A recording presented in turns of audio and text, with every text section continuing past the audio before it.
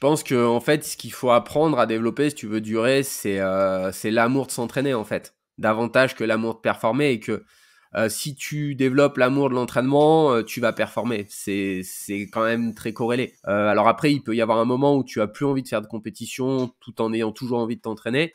Mais tu peux pas avoir envie d'être performant sans avoir envie de t'entraîner. Donc il y a des gens qui vont avoir une motivation qui est liée qu'à la compétition et qui du coup vont s'entraîner uniquement pour la compétition.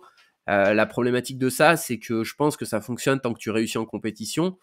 Mais dès lors que tes résultats sont pas à la hauteur de tes attentes, eh ben tu trouves pas du sens dans tout ce que tu as fait. Et souvent, ces gens-là, ils vont, je pense, parler de sacrifice.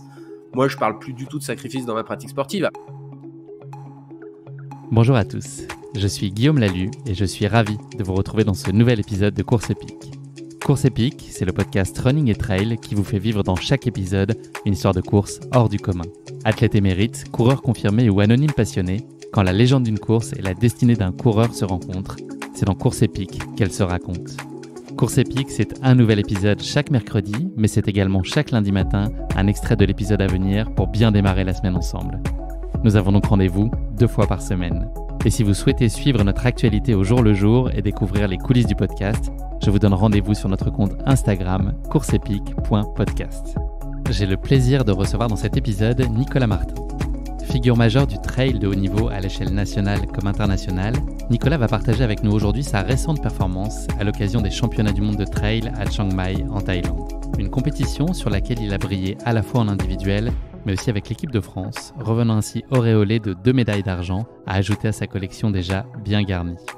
Cette remarquable performance est l'occasion rêvée d'évoquer plus largement le parcours de Nicolas, âgé aujourd'hui de 36 ans, et la façon dont son rapport à la course à pied a évolué au fil des années sans que jamais ne s'atténue sa passion viscérale pour ce sport. Un entretien d'une grande profondeur au regard de l'expérience et de la sagesse de Nicolas, et d'une précieuse authenticité, tant Nicolas aime à livrer ses points de vue sans détour. J'espère que vous passerez un aussi bon moment que moi en sa compagnie. Mais je ne vous en dis pas plus. Nicolas va vous raconter tout ça bien mieux que moi. Bienvenue dans notre nouvel épisode de Course Épique, Vice et Vertu.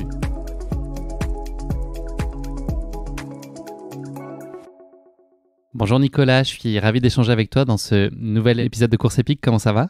Ça va bien dans le froid actuel, mais je viens de passer quelques jours dans le sud de la France, du côté du Luberon, donc c'est sympa malgré la petite fraîcheur matinale. On a pu faire quelques kilomètres avec le Team Brooks, donc tout va bien. Chanceux, moi je me caille aussi, j'ai l'impression de me cailler depuis le début de l'hiver là. Nicolas, on enregistre cet épisode le 27 janvier. Alors le 27 janvier, je suis sûr que tu le sais, mais c'est la date de naissance de Mozart, c'est la date de naissance de Lewis Carroll qui est l'auteur de Alice au Pays des Merveilles. C'est aussi la date de naissance du youtubeur français Squeezie et aussi du biathlète Björn Dahlem qui a été longtemps l'athlète le plus médaillé aux Jeux Olympiques d'hiver avec 13 médailles entre 98 et 2014. Avec laquelle de ces 4 personnalités, est-ce que tu aurais aimé passer ce soir un petit dîner d'anniversaire avec eux ? Mozart, Lewis Carroll, Squeezie ou Björn Dahlem ? Ou tu préfères rester chez toi ? Comme je suis quand même passionné de sport, je vais dire Björn Dahlem. Ouais, je m'attendais globalement à ce que tu me dises ça. Tu parles norvégien ?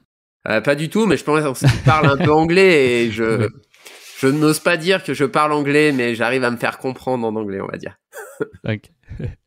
Nicolas, traditionnelle question d'ouverture de ce podcast. Est-ce que tu pourrais te présenter en quelques mots à nos auditeurs ? Je t'impose juste une petite chose, pas le droit de parler de sport ni de course à pied. Qu'est-ce que tu peux bien nous dire sur ton parcours, sur qui tu es, pour les gens qui ne te connaîtraient peut-être pas ?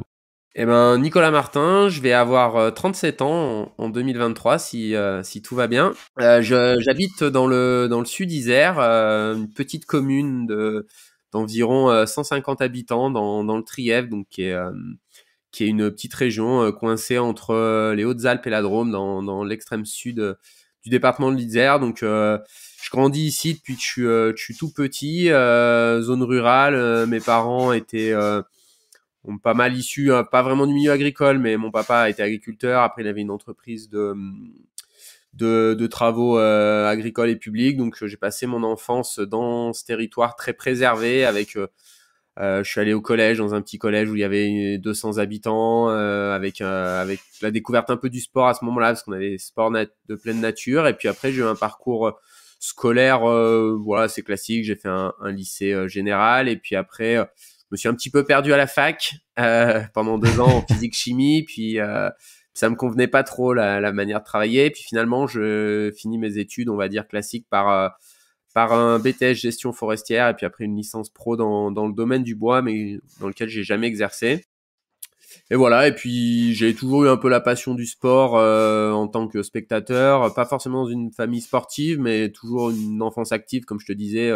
Quand tu vis à la campagne, bah, tu as des activités quand même souvent tournées autour du sport, que ce soit le football. J'ai joué au foot jusqu'à 15 ans, et puis petit à petit, je suis venu dans le milieu du trail, et actuellement, bah, voilà, ça va être un peu dur de parler de moi sans parler de l'activité trail parce que J'allais dire, t'as presque réussi à pas parler de sport jusqu'à maintenant. ouais, maintenant ce serait difficile parce que en fait mon activité professionnelle tourne autour de ça, et puis j'ai aussi une activité semi-professionnelle d'athlète, donc c'est une bonne partie de ma vie, mais voilà, j'ai quand même toujours cet attrait pour la nature, et c'est très corrélé en fait, le sport et la nature, et c'est assez indissociable chez moi. Je suis pas un passionné de courir sur la route par exemple, tu vois, je suis beaucoup plus j'aime le sport dans l'environnement dans lequel je vis.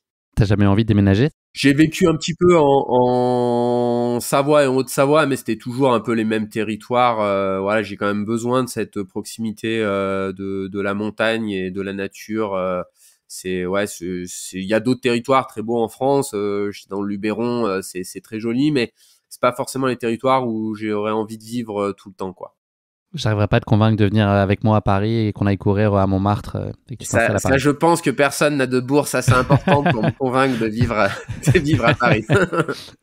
Nicolas, tu nous l'as dit, tu as d'abord évolué crampon au pied jusqu'à tes 15 ans. Cet intérêt pour le foot, il est né comment? C'est un peu comme tous les gamins. Est-ce que tu as baigné dans un environnement qui était très porté vers ce sport-là? Et puis, qu'est-ce qui t'appelait? C'était quoi le côté collectif, hyper ludique de ce sport? C'était un défouloir comme aurait pu être un autre sport? C'était quoi ton rapport au foot? Le foot, c'était, je pense, le fait que c'est quand même un des sports les plus pratiqués vraiment au début.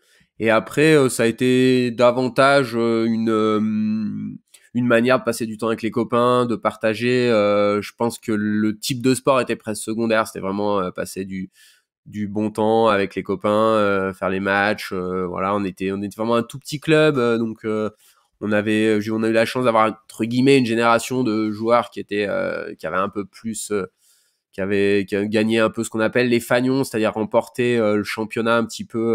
Enfin, on jouait au niveau district, départemental, mais on a été la première équipe du club à gagner ça. Donc ça a été une belle aventure. Et puis après, j'aimais beaucoup le foot. Après, c'était plus mon autre passion un petit peu de l'époque. Mon papa était chasseur, et on avait des chiens de chasse, et c'était pas trop compatible avec les matchs de foot, parce que c'est vrai que les sports collectifs, ça a cette dimension partage, mais ça a aussi cette dimension d'imposer des contraintes, parce que bah tu peux pratiquer qu'avec le groupe. Donc c'est comme ça que j'ai arrêté le foot, et après je pense que si j'avais pas fait Sans regret? non, sans regret. J'ai rejoué pendant une saison quand j'avais commencé à faire plus du trail.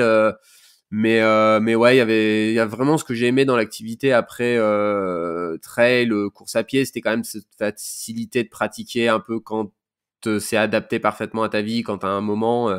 Donc c'est un peu pour ça. Après, on peut pas tout faire, faut faire un petit peu des choix. Après, quand t'as une carrière un peu d'athlète de haut niveau, c'est quand même très focus sur la performance, et du coup, ça a des bons côtés, mais ça a aussi des fois des côtés un petit peu plus limitatifs.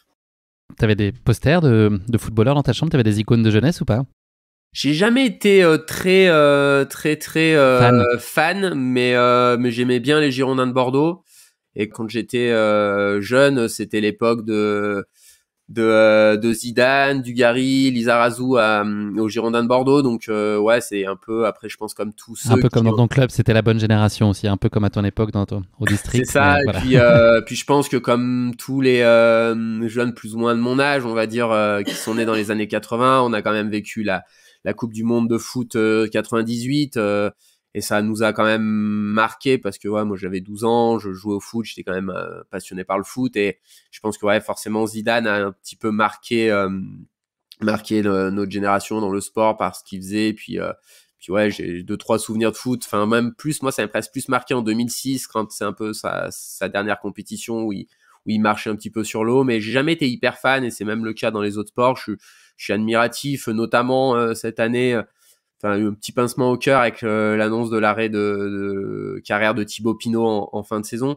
mais c'est plus dans l'émotion qu'il transmet. Et puis aussi ce côté un peu proximité, tu vois, de quelqu'un qui me ressemble, entre guillemets, j'ai l'impression qu'il aurait pu passer toute sa vie dans un territoire rural s'il n'avait pas eu un talent qui sortait un petit peu de la norme pour le sport, quoi. Donc ouais, ça me touche un petit peu de se dire que à chaque fois qu'on le verra, ce sera l'une de ses dernières courses, quoi.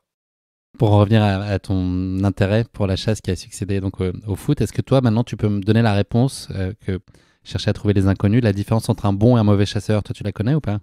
Moi, je dirais que c'est très caricatural.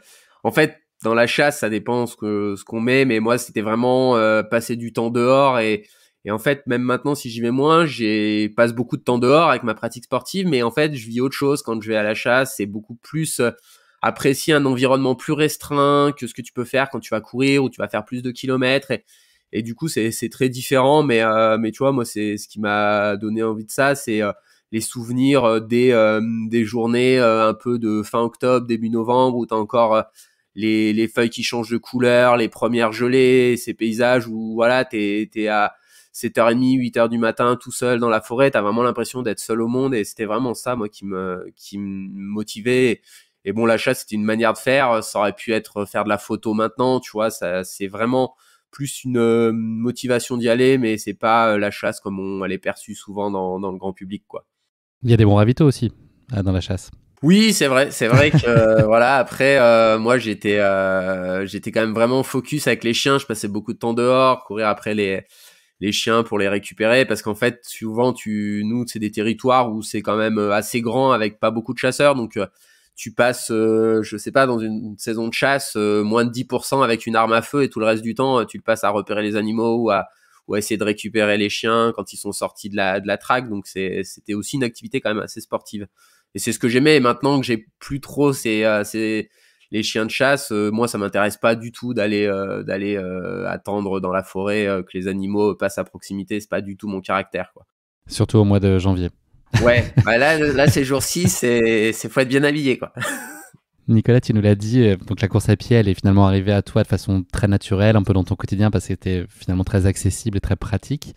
Tu as pratiqué de façon relativement loisir pendant 7-8 ans, puis ça l'a été de moins en moins. Est-ce que c'est quelque chose que tu t'es interdit pendant un temps de considérer cette pratique de façon un peu plus assidue, avec un regard un peu plus orienté vers la performance? Est-ce que c'est quelque chose que tu avais jamais vraiment envisagé? Comment est-ce que tout ça a commencé un peu à prendre de la place? Est-ce que c'est les résultats qui finalement ont dicté cette orientation et puis tes ambitions?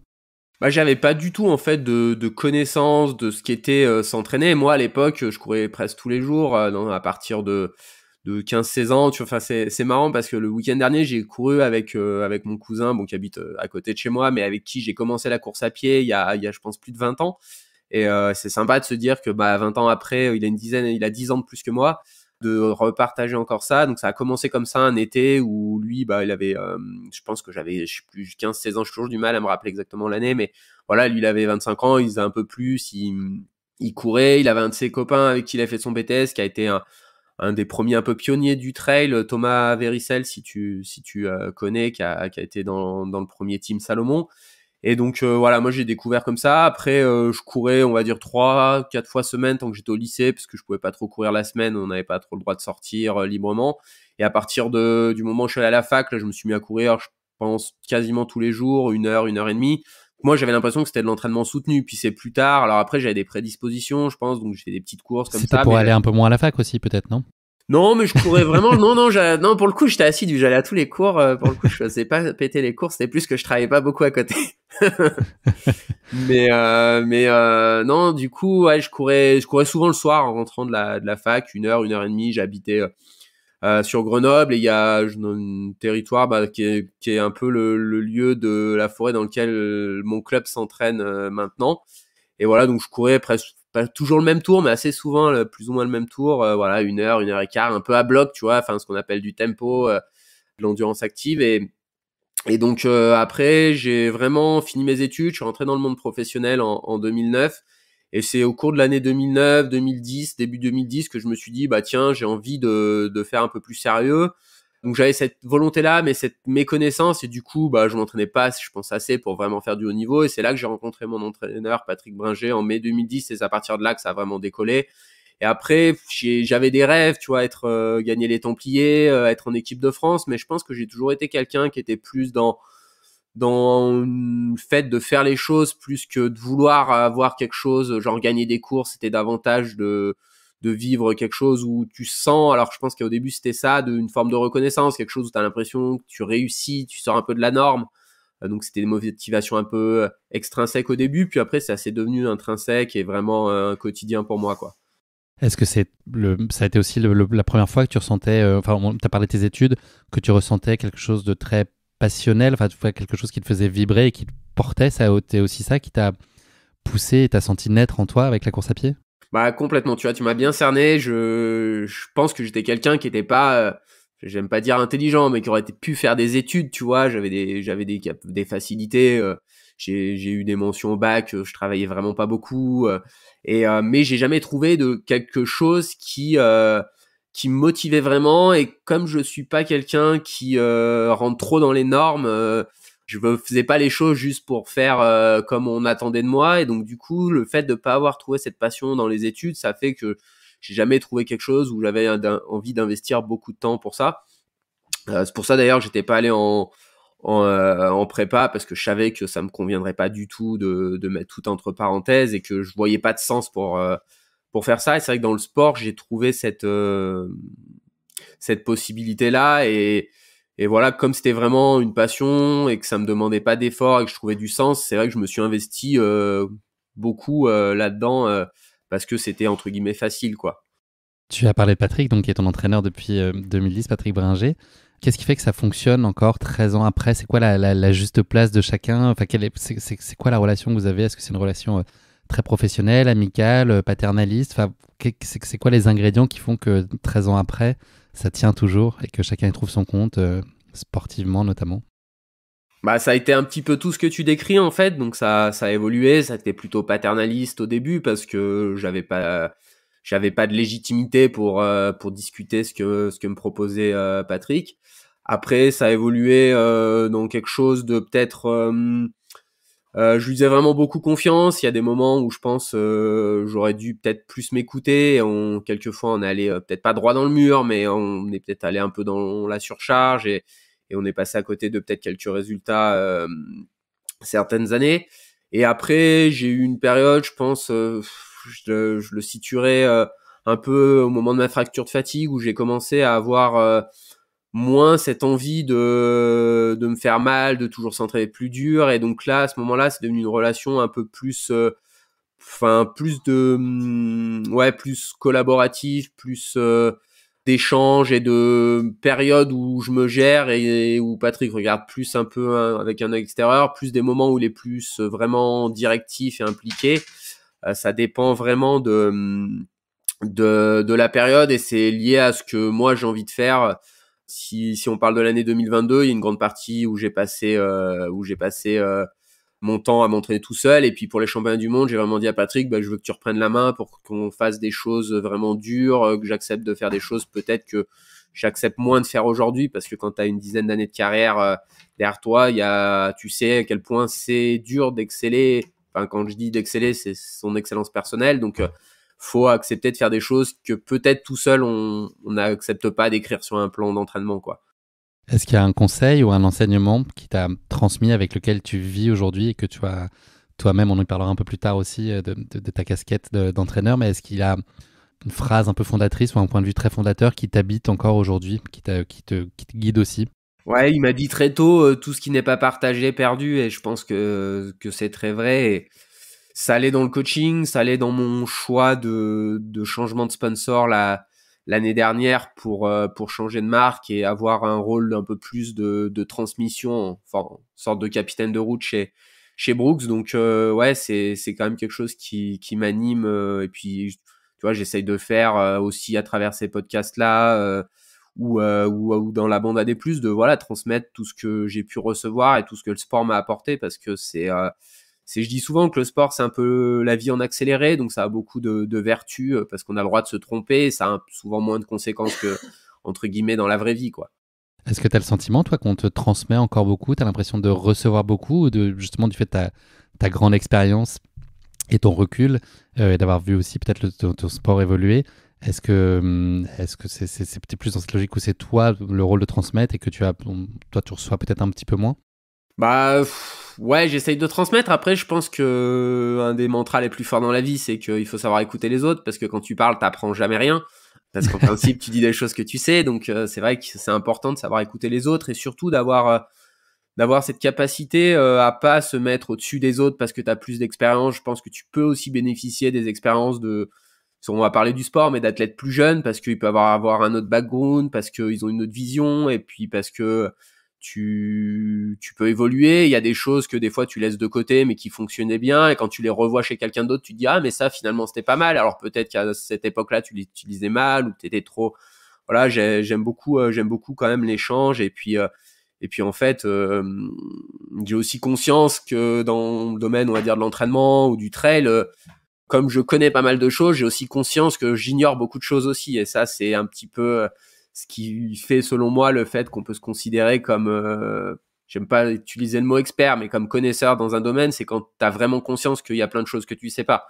Parce que souvent, tu vois, tu as cet effet, c'est Dunning-Kruger, si je dis pas de bêtises, quand tu découvres un milieu, tu as l'impression que tu as quelques connaissances, donc tu connais tout parce que tu n'as pas conscience de tout ce qui existe. Et quand tu avances dans un domaine, tu te rends compte, ah ouais, il y a plein de choses que je ne sais pas, et que finalement, dans l'entraînement mais dans l'entraînement quand tu entraînes les autres, quand tu t'entraînes toi-même, c'est un peu une remise en question quotidienne aussi pour explorer son corps, parce que c'est ça qui est intéressant davantage que la performance pure, quoi.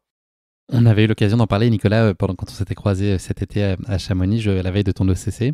On parlait de la construction de carrière et de la progression. Donc, on l'a compris au détour de ce que tu as raconté de ton parcours. Elle a été lente, mais régulière, et puis elle a atteint des très hauts niveaux. Est-ce que tu penses que c'est aussi une meilleure façon de durer? Ce temps qu'on a mis à construire, c'est aussi ce temps qui permet de durer longtemps et d'entretenir aussi la flamme, parce qu'il, qui, je pense aussi, est en lien très direct avec la performance qu'on peut délivrer aussi, même avec le temps, sans s'user. Je pense que en fait, ce qu'il faut apprendre à développer si tu veux durer, c'est l'amour de s'entraîner, en fait, davantage que l'amour de performer. Et que si tu développes l'amour de l'entraînement, tu vas performer. C'est quand même très corrélé. Alors après, il peut y avoir un moment où tu as plus envie de faire de compétition tout en ayant toujours envie de t'entraîner, mais tu peux pas avoir envie d'être performant sans avoir envie de t'entraîner. Donc il y a des gens qui vont avoir une motivation qui est liée qu'à la compétition, et qui du coup vont s'entraîner uniquement pour la compétition. La problématique de ça, c'est que je pense que ça fonctionne tant que tu réussis en compétition, mais dès lors que tes résultats sont pas à la hauteur de tes attentes, et ben tu trouves pas du sens dans tout ce que tu as fait. Et souvent, ces gens-là, ils vont, je pense, parler de sacrifice. Moi, je parle plus du tout de sacrifice dans ma pratique sportive. Alors, il y a des jours, c'est inconfortable, c'est sûr, quand tu fais des séances difficiles. Si quelqu'un te disait tu peux être aussi performant sans le faire, il y a des jours où tu dirais ouais, d'accord, je reste dans mon canapé, c'est ok, mais globalement, c'est quand même avant tout, voilà, vraiment cette envie de faire du sport, de trouver, de dépasser ses limites, et puis aussi d'accepter qu'il y a des moments où on n'a pas envie d'aller chercher ses limites. Et ça, c'était quelque chose que j'avais du mal à accepter quand j'étais un athlète plus jeune. Aujourd'hui, c'est comme ça. Je sais que, entre guillemets, je suis pas un feignant. Donc, si j'ai pas envie de faire des choses, c'est qu'il y a des raisons physiques, mentales. Que peut-être le jour où, à toutes les séances, je me dirais ça, ben, ce sera sûrement le temps d'arrêter de faire de la compétition. Mais tant que c'est très marginal dans ma pratique, c'est pas pour moi compliqué de continuer à essayer d'être performant, quoi. Ça a été quoi le plus gros challenge pour toi quand il a fallu revêtir cette casquette d'entraîneur? Donc, tu entraînes des athlètes élites comme Mathieu Delpech ou Sylvain Cachard, mais tu entraînes aussi et tu encadres des coureurs de milieu de peloton.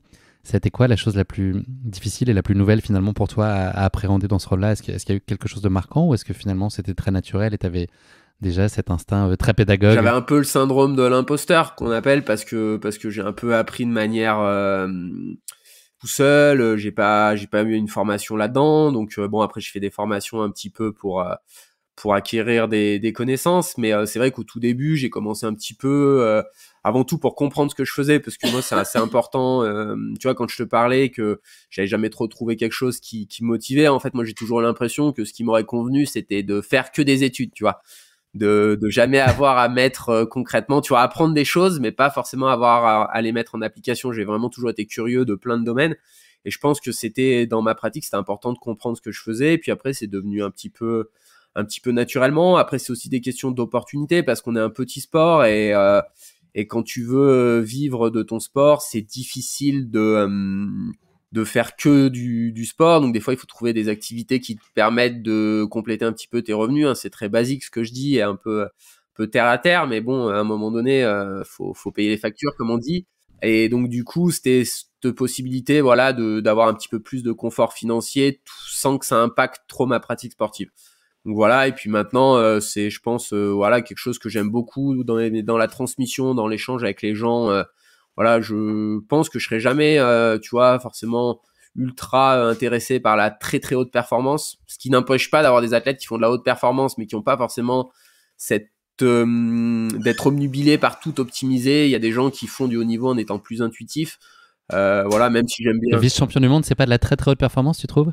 Bah, ça l'est peut-être. Après, moi, j'ai pas l'impression d'être, tu vois, quelqu'un de qui compte tout, qui optimise tout. Mais en fait, ça, je pense que c'est nécessaire dans le très très haut niveau quand tout est optimisé. Mais dans des sports comme les nôtres où il y a pas, finalement, on en revient un peu à des choses terre à terre, mais il y a pas non plus, tu vois, des récompenses telles qui peuvent faire que tu vas accepter de mettre ta vie entre parenthèses pendant 2 ans parce que tu as l'impression que, par exemple, ça va vraiment changer le reste de ta vie. Ce qui peut être le cas, je sais pas si c'est le cas, mais quand t'entends des cyclistes professionnels, par exemple, qui ont gagné le Tour de France, te dire à quel point, finalement, s'il fallait le refaire, ils le referaient pas, tellement c'est des sacrifices. Moi, je conçois pas la pratique sportive de cette manière-là, parce que en fait, j'aurais couru 14 minutes plus vite au championnat du monde dans la course qu'on va évoquer, ça aurait pas changé ma vie, quoi. Et du coup, si pour le faire, ça change toute ta vie, ça a pas de sens pour moi personnellement, quoi. Pour parler plus particulièrement des courses, comment est-ce que toi tu détermines tes calendriers sur une année? Est-ce que tu vas d'abord placer un ou deux très gros objectifs A et puis ensuite tu vas essaimer et construire jusqu'à ces rendez-vous? Et c'est quoi un peu les points de passage obligés pour toi dans une année? Est-ce que tu détermines ça vraiment de façon très conjointe avec Patrick, éventuellement avec Brooks? Voilà, comment est-ce que tout ça, ou tes autres partenaires d'ailleurs, comment est-ce que tout ça se danse? Est-ce que c'est ton cœur qui parle en premier? C'est plutôt une planification avec des rendez-vous assez incontournables. Alors moi, j'ai jamais été trop dans la vie de découvrir tout le temps des nouvelles courses. J'ai fait 10 fois le Ventoux, j'ai fait 9 fois les Templiers, je crois. Donc tu vois, beaucoup les courses qui me plaisent, ça me gêne pas du tout de les refaire. Donc après, il faut jongler, je pense, quand tu as une carrière professionnelle, entre ce que tu as vraiment envie de faire et quand même tes qualités. C'est-à-dire que moi, j'adore les courses courtes, mais c'est pas vraiment mes qualités. Voilà, par exemple, les Golden Trail Series, bah, c'est un circuit que j'apprécie parce qu'il y a beaucoup de concurrence, mais j'ai pas aujourd'hui le talent pour me permettre de faire que ce circuit-là, parce que bah, si tu fais tout le temps entre 10 et 15, c'est pas non plus ce qu'attend ton partenaire, parce que il t'a pas forcément engagé sur ces qualités-là. Donc il faut trouver un équilibre. Donc j'essaye de trouver un équilibre avec des courses un peu phares sur lesquelles j'espère pouvoir être performant, et d'autres courses plus plaisir. Voilà, l'année dernière, j'ai découvert Zegama. Bon, je sais très bien que je vais pas jouer les premiers rôles à Zegama, mais par contre, ça convient complètement à ma vision du sport. C'est l'une des courses les plus relevées sur le format Mara Trail, et moi, de rentrer par exemple dans les 20 sur une course comme ça, je sais que ça a de la valeur. Ça a pas forcément de valeur médiatique et tout, mais je sais que sportivement, ça a une vraie valeur. Et donc, ça m'intéresse de faire ces courses-là. Donc, il faut trouver l'équilibre. Et ça, c'est plutôt un fonctionnement d'athlète, je trouve, élite. Après, chez les individus qui ont plus une vie à côté, moi, je pense qu'il faut davantage voir ce qu'on peut faire comme type d'entraînement et se fixer des objectifs plutôt par rapport à ça, que ce qui est trop fait souvent comme les élites, de se fixer des objectifs et de se dire, ah ouais, mais maintenant, en fait, je me suis fixé cet objectif, et puis faut s'entraîner tant d'heures dans la semaine, et puis je suis peut-être pas capable de le faire à cause de ma vie. Et ça, j'essaye moi de le transmettre aux gens que j'accompagne, d'être dans une pratique qui est équilibrée, qui s'équilibre avec leur vie. Alors oui, on peut avoir des rêves et puis essayer de faire une grosse course qui peut-être demande de bouleverser sa vie, mais faire des choses qui sont complètement en non-adéquation avec sa vie de tous les jours, sa vie professionnelle, sa vie familiale, c'est pas quelque chose que j'ai envie d'accompagner personnellement en tant que coach, quoi. Donc beaucoup de progressivité Ouais, dans de cette la démarche. progressivité, Ok. et puis je pense que c'est ce dont je comprends, hein, le rêve de boucler des ultras, mais il faut avoir conscience que c'est extrême comme pratique, et qu'une pratique extrême, ça demande un entraînement peut-être pas extrême, mais en tout cas un vrai entraînement, et qui est pas toujours ce que personnellement j'ai l'impression d'observer dans le milieu du trail, quoi. et des jalons intermédiaires qui valident aussi cette progression. Oui, c'est ça. Alors après, de pas passer du maratrail à un ultra. C'est ça. Après, c'est très généraliste et c'est dur de le dire parce qu'il y a des exemples, il y a des contre-exemples, il y a des gens qui ont des capacités qui vont pouvoir un peu plus sauter les étapes. Mais la plupart du temps, si on saute trop les étapes, on passe plus de temps à se soigner et à soigner des blessures qu'à courir. Et c'est pas l'objectif, je pense, quand on se met sur la course à pied. Mais là, ça, c'est mon avis personnel, mais je pense aussi qu'il y a des gens qui vont... Enfin, moi, j'ai déjà entendu des gens dire, qui vous préparent des ultras, dire « j'aime pas courir », quoi. Ça, pour moi, c'est inconcevable, en fait. Comment tu peux te dire « je vais aller faire 160 km dans la montagne si t'aimes pas courir », tu vois. C'est vraiment, tu vois, la motivation, je sais pas, de dire « j'ai fait ce défi-là », mais en fait, c'est de la course à pied, mais ça aurait pu être presque n'importe quel défi, tu vois. C'est pas... Alors que moi, ma vision, c'est moi, j'aime la course à pied, et du coup, je vais faire des courses en adéquation avec ce que j'aime dans la course à pied, quoi. C'est quoi, Nicolas, aujourd'hui, les ingrédients qui sont indispensables pour qu'une course elle soit réussie pour toi? Au sens très large, qu'est-ce qu'il faut qu'elle ait à tout prix? Je dirais que la prépa soit bien passée pour que j'ai l'impression de pouvoir être une bonne version de moi-même sur la course. Je dis souvent en rigolant à mes amis ou à des gens que j'entraîne, quand tu t'es bien préparé, tu sais que t'es fort, par exemple.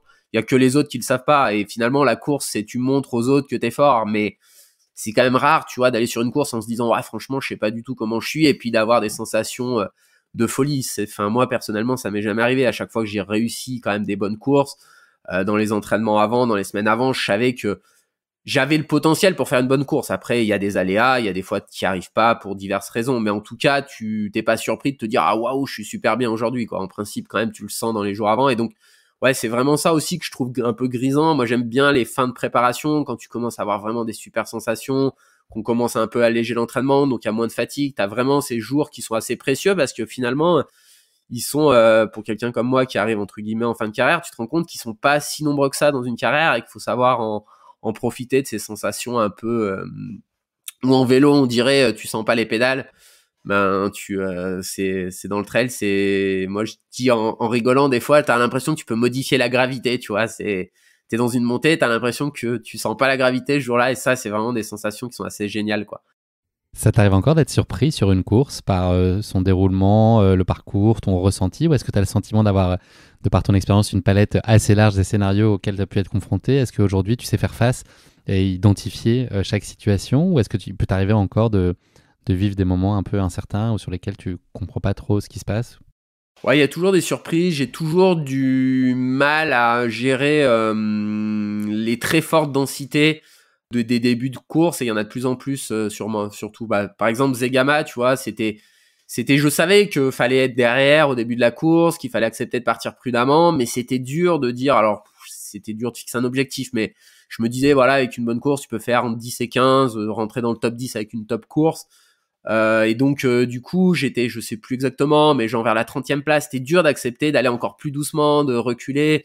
Et bon, tu vois, enfin pour donner un exemple, mais au premier ravitaillement, j'étais que 45 secondes devant Nienke Brinkman, la première féminine, donc je pouvais pas non plus, je pense, aller beaucoup moins vite. Et donc ça, c'était assez dur mentalement à accepter.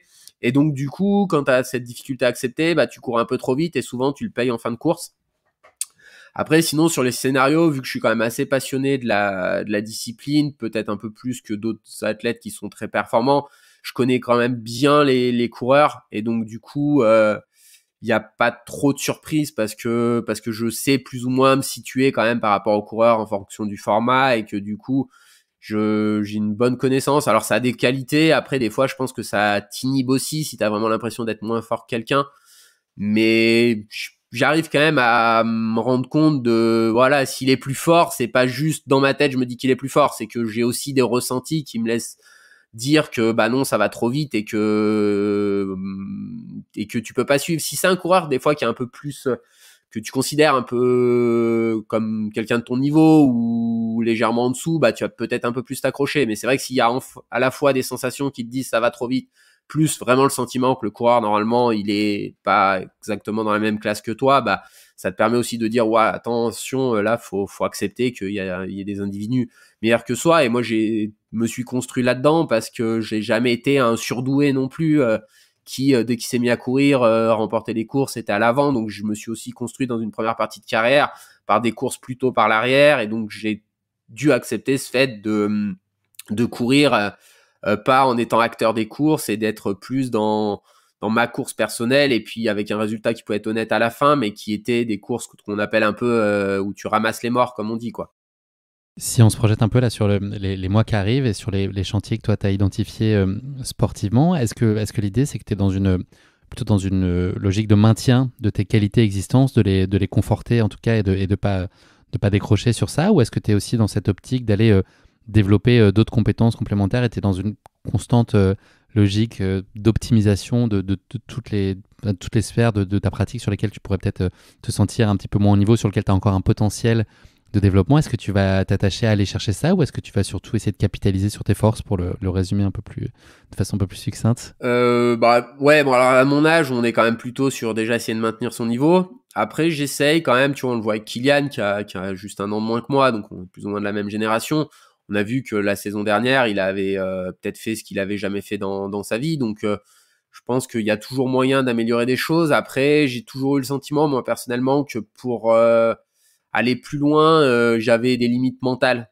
C'est-à-dire que je pense qu'on a tous une capacité mentale. Alors moi, je pense que j'ai un mental qui est globalement fort, mais qui est pas trop capable d'accepter des grosses surcharges qui peuvent être nécessaires pour aller chercher plus ses limites. Et comme je le disais déjà, je vois pas du sens non plus de tout sacrifier pour courir un peu plus vite. Après, j'essaye par contre dans mon entraînement d'implémenter des nouvelles choses, mais plus pour ne pas se lasser, parce que c'est aussi une facilité de dire bah voilà, je sais, je me prépare comme ça fonctionne, mais bon bah du coup t'as beaucoup aussi de souvenirs et donc de se dire ah oui mais je sais à quel point ça va être dur si tu fais toujours les mêmes choses, donc j'essaye d'avoir un niveau plus ou moins similaire mais en faisant pas tout le temps la même préparation. Par exemple, pour citer un exemple, cet hiver, ben je me suis mis un peu à la musculation, j'étais jamais allé dans une salle, j'étais jamais passé sous des barres, je suis pas intimement convaincu que ça améliore complètement la performance. Par exemple, tu vois, si tu me disais vraiment est-ce que faut aller faire du ski de rando tous les jours plutôt que de faire de la muscu, je te dirais il faut aller faire du ski de rando tous les jours. Mais je sais qu'aller faire 4-5 heures de ski de rando, je suis pas forcément prêt à le faire, j'ai pas forcément le temps non plus pour le faire. Donc je me suis dit bah tiens, je vais essayer de faire de la muscu, c'est nouveau, ça varie un petit peu. Je m'embourgeoise un peu si mon coach m'entend, Patrick il va me dire là c'est le temps d'arrêter, mais bon, quand il fait -5, t'es pas plus mal dans une salle que dehors. Mais mais il dit toujours que si tu commences à regarder la météo, c'est que c'est temps de s'arrêter. Mais non, voilà, c'est avant tout, je le dis, hein, Ça se comprend, ouais. dans une première partie de carrière, j'en discutais ce matin avec un jeune athlète, dans une première partie de carrière, faut être un peu dans l'après, un peu dans le moyen et le long terme. Quand tu arrives, je dirais au-delà de 35 ans, faut être quand même davantage dans le court terme et déjà d'essayer sur les courses d'être une bonne version de soi-même. Parce que si tu es une bonne version de soi-même, tu dois pouvoir faire ce que tu as déjà fait avant, modulo le niveau de tes adversaires que tu ne maîtrises pas.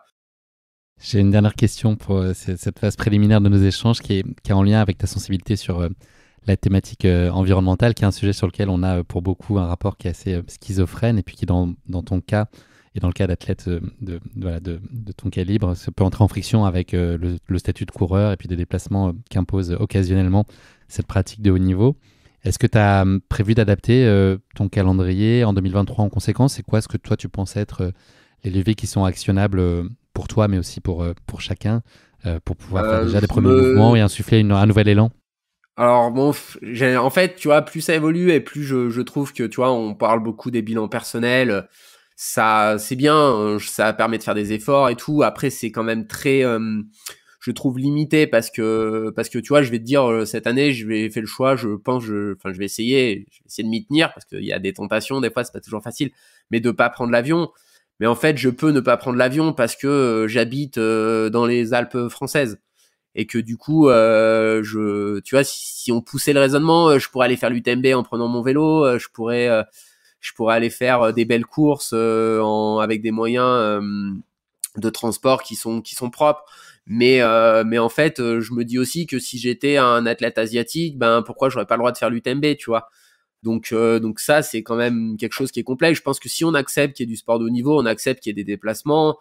Et ce qui me paraît important quand les athlètes entre guillemets élites ou les athlètes qui ont un peu de notoriété parlent, je pense que c'est davantage pour dire que c'est pas parce que tu voyages que t'es heureux, par exemple. Moi, j'ai eu la chance de voyager. Je me suis rendu compte que c'est pas quelque chose qui est important pour moi de voyager. C'est-à-dire que j'ai voyagé parce que c'était nécessaire à ma pratique, mais comme je sais pas, quelqu'un est ingénieur et doit aller une fois ou deux par an en Chine pour aller voir les usines. Les usines, c'est un peu, tu vois, d'une certaine manière. Alors, je vais pas dire que c'est la même chose, mais c'est un peu la même chose. Moi, je suis allé en Thaïlande l'an dernier parce que le championnat du monde, il était en Thaïlande. Sinon, je serais pas allé en Thaïlande me faire bronzer à Phuket, par exemple. Tu vois, c'est pas du tout quelque chose qui m'intéresse. Et après, j'ai même pas envie de dire que je suis plus légitime d'aller faire un championnat du monde que d'aller se faire bronzer à Phuket, mais c'est juste que voilà, si on veut qu'il y ait des championnats du monde, il y a des déplacements d'athlètes. On n'a pas le choix, donc c'est un peu quelque chose contraint et c'est une limite technologique. Après, passer du bon temps en vacances, je pense qu'on peut le faire quand on habite en France de manière quand même relativement propre. Et est-ce qu'une vie suffit pour faire le tour de la France et tout ce qu'il y a à voir en France? Je suis pas complètement sûr, tu vois. Et il y en a beaucoup qui parlent de culture et j'ai écouté un podcast d'Aurélien Barraud récemment, parlait d'altérité, je crois, et qui disait, en parlant de ses étudiants, il disait, mais la plupart des étudiants, ils vivent dans des immeubles et en fait, il y a énormément de culture juste dans ton immeuble si tu te donnes les moyens de rencontrer les gens qui habitent à côté de chez toi. Alors, c'est moins le cas, moi, où j'habite, parce qu'il y a moins de monde et c'est un peu plus, on va dire, tous la même culture, mais tu vois, il y a vraiment, si c'est important, et c'est pas le cas par exemple pour moi, mais si c'est important pour les gens, je pense qu'il y a aussi des moyens, ce qui veut pas dire ne jamais prendre l'avion, mais ce qui veut dire juste avoir conscience de l'impact que ça a. Alors après, je pense aussi qu'il faut avoir du recul. Le trail, c'est quand même globalement, je pense, plutôt un sport exemplaire là-dessus par rapport à d'autres activités sportives. Tu vois, enfin, quand t'es athlète de haut niveau, sans faire trop attention comme moi, j'ai pas fait un bilan exact, mais je pense que j'étais à 12 tonnes de CO2 l'an dernier. Je pense que c'est plutôt des bons bilans dans les athlètes de haut niveau, dans des sports. Si on parle de médaillés mondiaux, par exemple, je pense que c'est quand même plutôt des bilans qui ont rien à voir avec des activités comme le cyclisme professionnel, comme le football, comme les sports de NBA, des ligues fermées des États-Unis où ils font, je sais pas, 80 matchs dans la saison et vu les distances, ils prennent l'avion, je pense, quasiment à chaque match, quoi. On a un beau sport aussi pour ça, effectivement. Nicolas, merci beaucoup pour cette belle introduction. C'est l'heure maintenant de la petite rubrique Le questionnaire de Proust. J'ai 3 questions pour toi. Est-ce que tu es prêt? Je suis prêt. Roulement de tambour. Quel moment a changé ta vie pour toujours? Alors, on en a déjà parlé, mais je pense que c'est la rencontre avec Patrick quand même, parce que ça a conditionné beaucoup la suite de ma vie. Alors, c'était pas sur le moment conscience de ça, mais avec le recul, je dirais que c'est un peu ça, quoi. Quel talent aimerais-tu le plus avoir? Celui d'être Patrick Bringer ou un autre? Non, celui de savoir chanter ou d'être capable de vraiment faire quelque chose de concret de mes mains, tu vois. Donc, tu sais pas bricoler une étagère, c'est ça? Non, mais je suis un peu bricolé, mais tu vois, de me dire, j'aimerais pouvoir presque construire une maison de A à Z, tu vois. Tu pourrais pas construire la douche dans laquelle tu aimerais chanter juste, par exemple? Ouais, ça, peut-être, je saurais un petit peu faire, mais en fait, j'ai jamais trop la nécessité de le faire, mais ouais, j'aimerais bien, tu vois, vraiment avoir plus un métier où t'as l'impression que c'est concret, tu vois, tu dis, tiens, bah aujourd'hui, j'ai construit une charpente, tu vois, c'est concret, on va mettre un toit, et tu vois, c'est un peu ça, j'en avais parlé avec, j'avais fait des travaux récemment avec quelqu'un qui avait une voix un peu intellectuelle, entre guillemets, on va dire, et qui a vraiment quitté ça parce qu'il avait envie de faire quelque chose de ses mains, et c'est vrai que ça m'avait un peu touché à ce moment-là de me dire, et donc pourquoi pas pour la reconversion, peut-être soit ça, soit être au contact de la terre, voilà. C'est une vraie tendance, ça, cela dit. Il y a beaucoup de gens qui ressentent ça aujourd'hui, et le sens et l'utilité de leur vie. Et puis quand tu fais, c'est autre chose. Tu sais que si j'avais été Nagui, je t'aurais demandé de chanter, vu que tu parlais de tes talents de chanson, je t'aurais demandé de nous faire Non, je pense que pour nos auditeurs, il faut mieux que je m'abstienne de chanter. Tu pourrais faire neiger, tu vois, on parle de pleuvoir, mais là, tu pourrais faire peut-être neiger en chantant. Dernière question pour toi, Nicolas. L'émotion que tu gères le moins bien? J'ai tendance à penser que je suis un peu, j'ai utilisé un terme pompeux, dans l'ataraxie quand même. Je sais pas si Ok, Joker, je n'ai aucune idée de ce que c'est. Non. C'est un peu la tranquillité de l'âme, c'est-à-dire le fait d'avoir des émotions assez stables. Je suis quelqu'un qui est pas très émotif. Je sais pas si c'est une qualité ou un défaut. Mais en tout cas, en fait, j'essaye dans une forme, alors j'aime pas, ça fait un peu pompeux de dire ça, mais dans une forme de sagesse, de pas trop rester dans les émotions. Alors c'est paradoxal parce que si je dis aux gens que j'ai pas vécu un truc de ouf, par exemple, tu vois, dans une dernière ligne droite d'un championnat du monde, je pense que pour plein de gens, ça se trouve ça paraît fou, mais d'un autre côté, en fait, j'ai le sentiment d'être presque tous les jours très heureux, quoi. Tu vois, de pas avoir ces moments parce que j'ai l'impression que les émotions, c'est aussi beaucoup le yo-yo et que du coup, ouais, cette sorte de peut-être il y a jamais de truc tu fais waouh c'est génial, mais par contre c'est toujours vachement bien. Et il y a des gens qui te diront que la vie a pas de sens en étant comme ça, mais moi j'ai plutôt eu l'impression d'être toujours plutôt comme ça, mais de manière générale, hein. Je pense pas que c'est quelque chose que j'ai développé, j'étais plutôt comme ça dès le plus jeune âge. Je vais faire la psychologie de comptoir, mais est-ce que c'était une façon pour toi de te préserver plutôt dans les moments de moins bien, justement? Est-ce que c'était une forme de protection? Je sais pas trop parce que j'ai pas jamais eu ces sentiments, tu vois, d'émotions très fortes comme te décrivent certaines personnes. Donc je pense que est-ce que c'est lié à mon enfance ou je sais pas, c'est dur à identifier. Des fois j'essaye en plus de dire que c'est important, tu vois, d'être capable d'être très émotionnel parce que pour entraîner certains athlètes, je sais que c'est voilà quand ils ont cette émotion positive, c'est des warriors, tu vois. Mais je vois aussi que quand ils ont ces émotions dans l'autre sens, plus de manière négative, ils sont assez inhibés. Donc en fait, moi, ce que j'essaye de faire aujourd'hui, on va dire, si je caricature, c'est d'essayer d'avoir ces émotions positives parce que c'est cool de vivre des émotions positives, mais du coup, quand c'est plus négatif, ça veut pas dire rien ressentir, mais c'est d'essayer de dire, ok, j'ai ressenti, j'accepte le truc, et puis j'essaye de mettre en place des choses pour changer ça, mais tu vois, par exemple, quand tu as un problème, moi j'aime beaucoup un auteur que j'ai pas mal lu qui s'appelle Eckhart Tolle, je sais pas si tu connais, Le pouvoir du moment présent, c'est un de ses Non, livres je connais Jean Tollé, mais pas les plus Edgar Tollé. connus, ou Nouvelle Terre, qui est quelque chose centré sur l'ego. Et cette notion j'aime bien dans le livre, il disait, en parlant des problèmes, est-ce que vous avez un problème maintenant? Et en fait, à cette question, quand même, c'est très souvent la réponse est non. Potentiellement, il y a des problèmes qui vont arriver. Donc, ça veut pas dire faut mettre des œillères et ne pas regarder les problèmes. Mais c'est dire, va y avoir un problème. Une fois que j'ai mis en place des choses pour le traiter, c'est pas la peine de rester dans le négatif jusqu'à ce que tu saches si le problème va être résolu, parce que ça va rien changer sur le fait de résoudre ou non ce problème. Et c'est essayer d'être un petit peu là-dedans dans la vie de tous les jours, quoi. J'avais entendu aussi une version un peu alternative à ça, qui est de se dire, est-ce que c'est un problème auquel tu repenseras dans un an? Tu vois, est-ce que Voilà. le truc là qui te paraît inextricable auquel tu es confronté aujourd'hui, est-ce que vraiment dans un an, tu te souviendras même l'avoir rencontré? C'est ça. Merci beaucoup Nicolas, c'était passionnant ce questionnaire de Proust avec toi. On va parler maintenant de ta course épique et ces championnats du monde de trail qui se sont tenus en Thaïlande au mois de novembre dernier. Je vais en planter le décor très rapidement. Donc le World Mountain and Trail Running Championship est l'événement qui réunit pour la première fois cette année, en tout cas qui réunissait pour la première fois les championnats du monde de montagne et de trail. Donc après 2 reports en 2021 à l'automne, puis début 2022 en février, en raison de la crise sanitaire, ils ont été finalement reportés et se sont finalement tenus du 3 au 6 novembre dernier, donc à Chiang Mai en Thaïlande. C'est également la première fois que ces mondiaux de trail ils sont organisés sur 2 distances, à savoir le 80 km qui offrait 4910 mètres de D+, pour le format long, et 40 km pour 2777 mètres de dénivelé pour le format court. Il y avait vraiment du très très haut calibre, puisque chez les hommes, malgré la défection de Tom Evans et de Namberger, il y avait 5 coureurs qui présentaient une quotitra qui était supérieure à 900, dont toi, mais il y avait aussi Adam Peterman qui s'est illustré sur la course, Thibaut Garivier, Andreas Reiterer, et un 5e qui est le Martin Antamaten. Voilà, côté tricolore, il y avait une belle équipe qui était sélectionnée et encadrée par Adrien Séguret. Je vais quand même citer tout le monde, ça permettra de mesurer quand même les talents qu'on a en équipe de France, que ce soit sur format court ou long. Donc chez les femmes, sur le court, on a Mathilde Sagne, Esther Eustache, Louise Serban-Penhoat, Anaïs Sabrier, Candice Fertin. Sur le long, Blandine Lirondelle, qui est devenue championne du monde, comme vous le savez peut-être probablement, cette année aussi. Audrey Tanguy, Marion Delespierre, Jocelyne Poli, Manon Board, Laure Paradan. Et chez toi, à tes côtés, avec Thibaut, dont j'ai parlé tout à l'heure, Ludovic Pommeret, Paul Matou, Martin Kern, Arthur Joyeux-Brouillon sur le format long. Et sur le court, Thomas Cardin, Fred Tranchant, Julien Rancon, Timothée Baumier, Kevin Vermeulen et Arnaud Bonin. Voilà, ça a de la gueule quand même. Hein. Ouais, on a de la chance et on n'avait pas et on avait quelques absents. Ce qui veut dire quand même le réservoir en France, qui est, je pense, quand même l'une des nations les plus denses au monde. En particulier, je pense, sur le format court homme, où tu vois, tu peux rajouter à ces noms-là Thibaut Barognan, Anthony Felber et d'autres. Donc, ouais, grosse densité en France, et c'est sympa. C'est aussi, je pense, qui tire tout le monde vers le haut.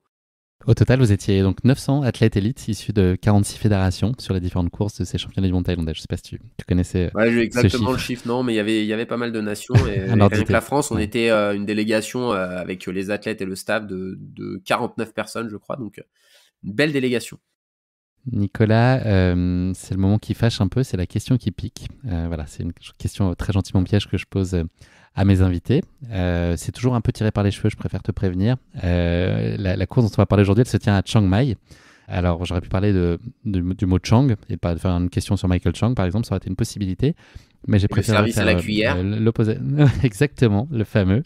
Mais ça va être une question sur maille, et qui dit maille dit moutarde. Donc voilà ma question pour toi. C'est n'importe quoi, hein, je t'avais prévenu, Nicolas. Est-ce que tu pourrais me donner la date de création officielle de la moutarde maille? Alors je vais donner quand même 3 choix de réponse. Pour 1885, te guider. non? Ah, alors, je te propose les choix. 1747, 1819 et 1927. 1819, non? Et ben c'est 1747, figure-toi. 1747. C'est Antoine-Claude Maille, tu vois, il portait déjà le En fait, le nom pire, c'est qu'il a que donné à je son sauveur. visualise écrit sur le pot, tu vois. Ah, C'est bah, pour ça que j'avais déjà je me suis remarqué même que pas c'était réfléchi. vieux, tu vois. C'est pour ça que je te disais 1800. Tu vois, c'est écrit en bas, là, il me semble, sur l'étiquette, mais Ouais, t'as raison. Ouais, effectivement, maintenant que tu le dis. ouais. Et bah, il avait déjà ouvert sa boutique, tu vois, rue Saint-André-des-Arts à Paris. Et donc voilà, c'est vraiment l'acte de naissance officiel de la moutarde maille. Et ensuite, il est devenu fournisseur de la cour de Hongrie. Il a ensuite décroché les armes du roi de France en 1769, puis celles de Catherine II de Russie en 1771. Tout ça, je le sais de tête, hein, comme tu peux Ouais. l'imaginer, évidemment. Donc voilà, donc c'était vraiment considéré comme le premier homme de moutarde de l'Europe.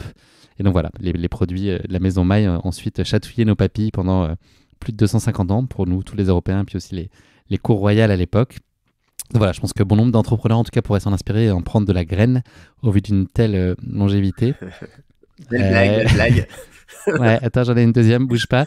Nicolas, à moins que la moutarde te soit montée au nez, est-ce que tu serais OK pour qu'on continue cet épisode et puis qu'on plonge maintenant avec toi dans cette aventure en Thaïlande? Mais moi, ça me plaît, tu sais, cet humour, je fais les mêmes jeux de mots, donc moi, ça me parle, ça. Parfait, on est connectés. Nicolas, je rembobine juste un tout petit peu sur ton année 2022 avant qu'on embarque avec toi pour la Thaïlande.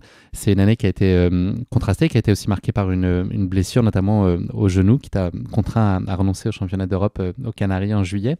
Comment toi tu vis ces moments-là, la gestion de la blessure? Est-ce que c'est quelque chose aussi sur lequel, au regard de tout ce que tu as pu raconter jusqu'à maintenant, qui pareil te fait pas avoir une chute de morale incroyable, ou que tu prends avec philosophie et patience? Est-ce que tu as du genre à vouloir aller plus vite que la musique pour essayer de vite récupérer au risque de prendre des risques et d'aggraver la situation? Comment est-ce que tu vis ces moments-là? Bon, déjà, je pense qu'on peut prendre un peu de recul quand tous les jours tu fais ce que t'aimes. Je considère que t'as pas vraiment le droit d'être malheureux parce que finalement, oui, bon, bah tu peux pas faire une compétition, c'est pas très grave. C'est pas non plus, tu vois. C'était pas mon premier maillot bleu, donc bon voilà, c'est jamais facile de laisser la sélection, mais c'était une blessure qui était un peu particulière parce que c'était pas une vraie blessure où bon, quand j'avais une fracture de fatigue en 2018, là à moins d'avoir un déséquilibre un peu psychologique, faut faire du repos, il y a pas à tortiller. Là, c'était une gêne Une pathologie, ouais. qui était un peu nocive à la performance, mais qui m'empêchait pas de pratiquer. C'est vrai que j'aurais devoir faire du sport, donc j'avais du mal à m'arrêter. Et finalement, c'est vrai que cette sélection, ce respect que j'ai pour le maillot a été finalement un élément déclencheur pour prendre la décision de se soigner, parce que je me suis dit, là, tu cours pas que pour toi, tu cours aussi pour l'équipe, et qu'en fait, t'as pas le droit de prendre la place de quelqu'un qui sera sûrement meilleur que toi, parce que en plus, tu pourras pas faire en sorte d'être à 100%. Et donc, voilà, j'ai pris la décision. Je savais pas trop où on allait, mais je savais que c'était pas non plus un arrêt très long. Après, ce qui est particulier, c'est que bah je sais pas si on a donné le timing, mais on est début juin, donc c'est vrai que là t'es quand même en pleine saison trail, et c'est vrai que si tu pars, si tu laisses 2-3 mois à cette période de l'année, c'est pas pareil que 3 mois entre novembre et le mois de janvier par exemple. Donc il y avait un petit peu d'inconnu. Après, comme j'ai quand même pas mal de recul sur ma carrière, et que voilà, je continue à faire de la compétition, mais que je sais que j'ai déjà vécu des belles choses et que c'est pas hyper important d'être ultra performant. Je suis pas dans une construction de carrière. Je me suis dit, bah, je vais me reconstruire et puis on verra où ça me mène. Et j'étais beaucoup plus dans cette reconstruction plus que dans des objectifs qui allaient se concrétiser si j'étais apte à courir. Mais je me disais pas, faut que je sois à tout prix sur les courses de l'UTMB, où il faut que je sois à tout prix au championnat du monde, je me disais, on verra, on revient tranquillement. Et puis donc, du coup, c'était quelque chose qui était très dans le quotidien. Et ça m'a permis aussi, j'étais accompagné de rencontrer mon kiné actuel qui était vraiment quelqu'un de très brillant, qui m'a accompagné, qui avait plus de sagesse aussi que moi, et qui m'a permis d'accepter d'être dans un vrai process de retour vers la performance plutôt que de vouloir courir et puis de vouloir monter 3 marches et d'en redescendre 2. Des fois, il faut mieux monter une marche par une marche, ça va plus vite. On s'est croisés à la veille de ton OCC, je l'ai dit tout à l'heure. Est-ce que ça a été une surprise pour toi de performer? Tu as été 6e de cette course. Est-ce que ça a été justement cette façon, parce que pour situer, c'est fin août, donc voilà, c'était pas si loin de... Je sais pas si je l'avais évoqué, mais comme je l'avais prévu, c'est-à-dire en faisant preuve d'humilité sur mes capacités du moment, c'est-à-dire de ne pas être entre guillemets le Nicolas qui a un palmarès, mais le Nicolas qui revient de blessure et qui n'est pas capable de jouer les premiers rôles à la régulière, on va dire, c'est-à-dire de partir dans le groupe de tête comme j'avais pu le faire l'année d'avant pour terminer à la même place. Mais l'année d'avant, je me sentais vraiment bien et j'avais envie d'être acteur et de me dire voilà où ça peut te mener. Ça avait été dur, mais là ça a été une course par l'arrière, et donc quand tu cours par l'arrière, t'es quand même dépendant aussi des autres. Je pense qu'il y en a qui sont partis trop vite, qui étaient peut-être meilleurs que moi, ce qui m'a permis de bien remonter. Je pense que finalement j'étais peut-être mieux aussi que ce que je prévoyais. Parce que je pense qu'avec le vécu, on revient, il y a beaucoup de mémoire musculaire, donc on revient assez vite.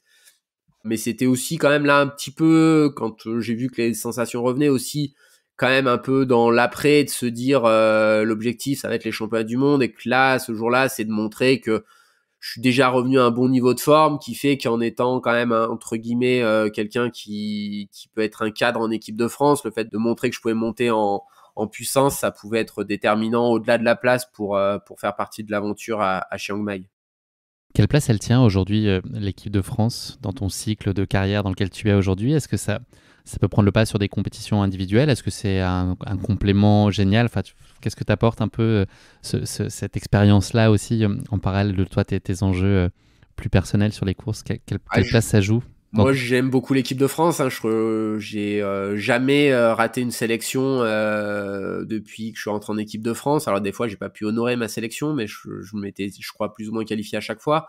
Donc ça tient beaucoup de place. C'est pas toujours facile parce que je pense que c'est renoncer à certains gains matériels sur d'autres courses, qui soient financiers, sur des primes.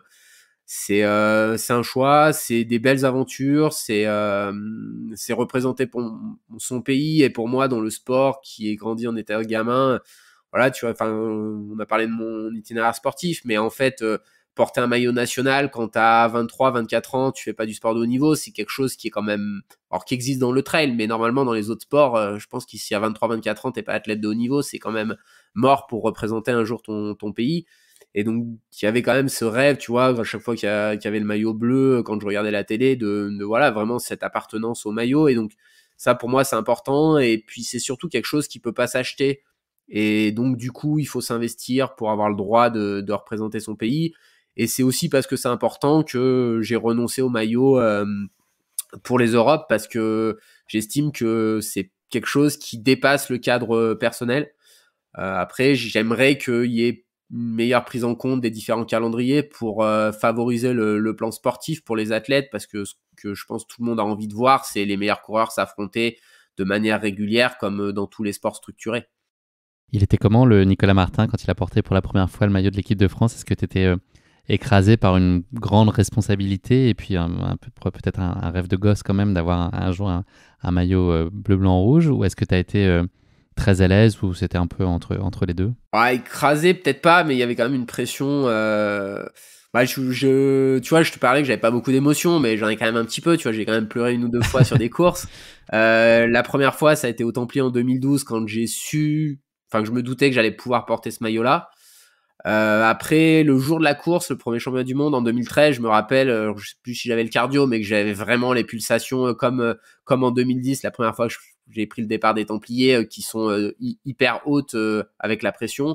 130, c'est ça? Non, j'avais entendu ça. Ouais, 130, ce qui est pas, tu vois, moi, c'est quand même déjà une allure presque d'endurance, quoi, chez moi, parce que j'ai pas les pulsations qui montent très haut. Donc vraiment, vraiment, ouais, c'était quand même vraiment quelque chose d'émotif. Après, vu que j'avais un statut, on va dire de nouveau, c'est pas sur moi qu'on comptait, tu vois, pour l'équipe, c'était un peu plus facile parce que je pouvais me permettre de faire ma course. Et si Nicolas était le 6e de l'équipe, bah c'était plus ou moins normal, tu vois. Alors qu'après, j'ai pu avoir des responsabilités qui étaient un peu plus importantes parce que j'avais un autre statut dans l'équipe. Mais j'avais aussi cet autre statut parce que j'avais des résultats et donc j'avais aussi plus d'expérience et donc une plus grande capacité à gérer ça. Nicolas, tu t'en es pas rendu compte, mais là, on est début novembre et on est en Thaïlande. Est-ce que tu peux nous parler des 10 jours qui ont précédé la course? Vous êtes arrivé plus tôt sur place. Qu'est-ce qu'on fait les 10 jours qui précèdent une course? Et puis surtout, qu'est-ce que tu as découvert en arrivant spécifiquement là-bas en Thaïlande? Ça a été quoi un peu les challenges et des choses que tu mesurais pas tout à fait avant d'y être? Alors déjà, pourquoi les 10 jours? Parce que ça a quand même un coût financier hein, de loger une telle délégation pendant 10 jours. C'était vraiment la spécificité du climat thaïlandais, un climat tropical, assez humide, donc il fallait de l'acclimatation. Comme tu l'as dit, on est début novembre, donc l'acclimatation à la chaleur et à l'humidité en France, bon, à l'humidité c'est possible, mais à la chaleur c'est plus compliqué. Donc du coup, il y avait ce besoin pour que notre corps soit pas trop stressé de subir ces stress avant la course. D'où le choix d'avoir une dizaine de jours. Souvent on dit que 7 jours ça suffit. Donc ça nous a permis donc cette acclimatation et puis aussi de reconnaître quasiment tout le parcours, même sur le parcours long, on avait presque tout vu avant la course, donc ça c'était un vrai plus. Donc en gros, sinon pour résumer, c'est manger, dormir, s'entraîner, récupérer les 10 jours avant. Moi je Et le manger était pas si simple que ça d'ailleurs. ouais, alors Par rapport à la gastronomie locale, ouais, etc. nous on C'était pas était plutôt dans forcément des l'idéal. hôtels un peu occidentaux, donc on avait plutôt une D'accord. nourriture quand même à l'occidental, justement aussi pour pas trop perturber nos habitudes. Mais ouais, moi j'ai un peu du mal, même si j'essaye de profiter, mais quand je vais sur ces événements-là, j'ai vraiment pas une casquette de touriste. Je sais que tu vois, ça partait d'une très bonne intention et c'était très bien. Le dimanche quand on est arrivé, donc je crois qu'on est arrivé le jeudi, il y avait une belle visite, tu vois, à vélo dans des rizières et moi, tu vois, j'ai fait le choix de pas y aller parce que bon, c'était me priver, mais je me suis dit là, je viens faire une compétition, passer une journée dehors dans la chaleur, c'est pas ce qu'il faut faire si tu veux optimiser ta performance. Et donc du coup, je suis resté à l'hôtel. Alors bon, j'ai pas vu ce genre de choses, mais je sais que ce qui me motivait, c'était déjà. Et puis surtout, je savais que j'avais des jambes pour faire une bonne course aussi. Tu vois, si j'avais eu l'impression d'être complètement à la rue, j'aurais peut-être fait un autre choix. Mais voilà, donc il y a ça, c'est beaucoup de repos dans les jours avant. C'est ce qu'il y a des fois de plus un peu limitatif, on va dire, dans le sport de compétition, c'est de pas pouvoir pleinement profiter de ce que tu aimes faire à certaines périodes parce que pour optimiser la performance, c'est nécessaire de se reposer. Faut le faire après. Faut se dégager un peu de temps après, mais c'est pas forcément, C'est forcément ça. simple. Mais c'est pour ça aussi que je prétends plus faire de vouloir faire du très très haut niveau parce que en fait je sais ce que ça implique et que j'ai pas envie de vivre ça parce que ça a moins de sens pour moi aujourd'hui quoi. Tu peux nous parler de la place que tient Adrien, qui est le sélectionneur de l'équipe de France. Quel est son rôle et puis comment est-ce que ça peut s'interfacer avec chacun, les encadrements que chaque athlète peut avoir, ses coachs, etc. Est-ce qu'il peut y avoir des dissonances? Est-ce que c'est concerté? Enfin, c'est quoi le périmètre d'action d'Adrien au-delà de fédérer, etc. et d'avoir le leadership pour emmener tout le monde dans la même direction? Est-ce que voilà, il y a lui et puis le staff à ses côtés qui rentrent vraiment dans des périmètres que toi, tu as déjà un peu encadré avec ton staff personnel?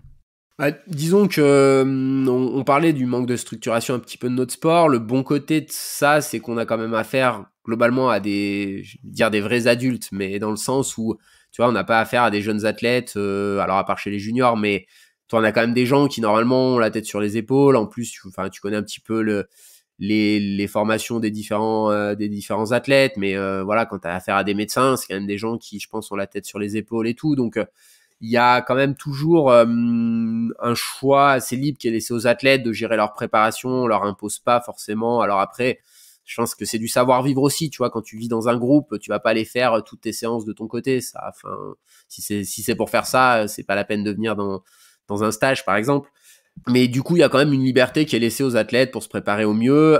Donc du coup, par exemple, dans les stages, Adrien, il va proposer une trame générale. Bon, normalement, quand même, fait pas des choses très différentes dans ces périodes-là d'un entraîneur à un autre parce que c'est la période spécifique. Donc voilà, les séances elles peuvent pas être les mêmes, mais normalement elles vont respecter une logique qui est assez similaire. Donc tu peux t'adapter pour être avec le groupe. Après, Adrien, il a vraiment amené, je pense, un côté un peu plus professionnel dans la préparation, dans la présentation des parcours. Il a amené un petit peu ça, je pense, de par son expérience qu'il a dans le milieu, qui propose sûrement aussi aux athlètes qui suivent de bien reconnaître les parcours en amont pour optimiser la perf. Après, il est très impliqué. Il est comme il est aussi coach, il a quand même pas mal de proximité parce qu'il a quand même quelques athlètes qui sont en équipe de France aussi. Donc ça, je pense que ça permet aussi pour lui d'avoir une bonne connaissance des athlètes qui sont là et puis peut-être d'avoir un peu plus de temps pour comprendre ceux qui ne suivent pas au quotidien. Après, il nous fait quand même globalement confiance. Normalement, si t'es là aussi, t'as pas gagné un tirage au sort. donc c'est que normalement, t'as quand même un petit peu d'expérience. Mais après, il y a énormément d'humains dans ce rôle-là parce que c'est pas un rôle d'optimisation de la performance au quotidien. C'est un rôle de mettre les athlètes dans les meilleures dispositions. Donc après, dans des cas comme le mien là avant cette course là, c'était plus de faire un peu des scénarios de course pour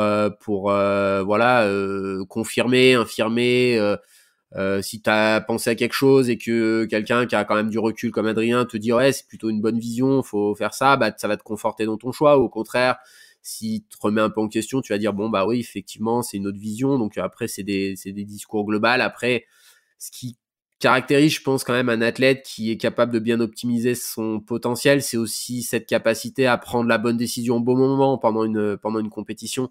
Et ça passe beaucoup par l'expérience. Et c'est souvent pour ça que on a des jeunes athlètes, par exemple, qu'on va voir très forts sur des courses plus courtes ou sur des entraînements et qui n'ont pas forcément cette capacité tout de suite à performer au même niveau sur des courses plus longues parce qu'ils ont, je pense, pas toujours cette capacité d'analyse qu'a un athlète qui est un peu plus âgé. Donc le monde est bien fait, souvent tu régresses un peu physiquement avec l'âge, mais tu as un peu plus d'expérience pour compenser quoi.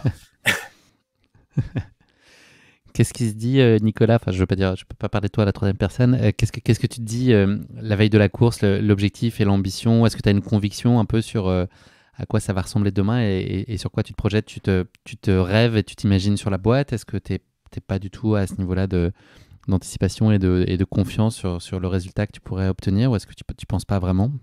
J'ai toute la prépa, je passe pas mal de temps avec Thibaut Garivier. Du coup, on voit qu'on est très proche. Moi, dans ma tête, je sais même pas si on l'a trop concrétisé, mais le rêve, c'est déjà de gagner la médaille d'or par équipe en faisant tous les deux parties des 3 coureurs qui comptent.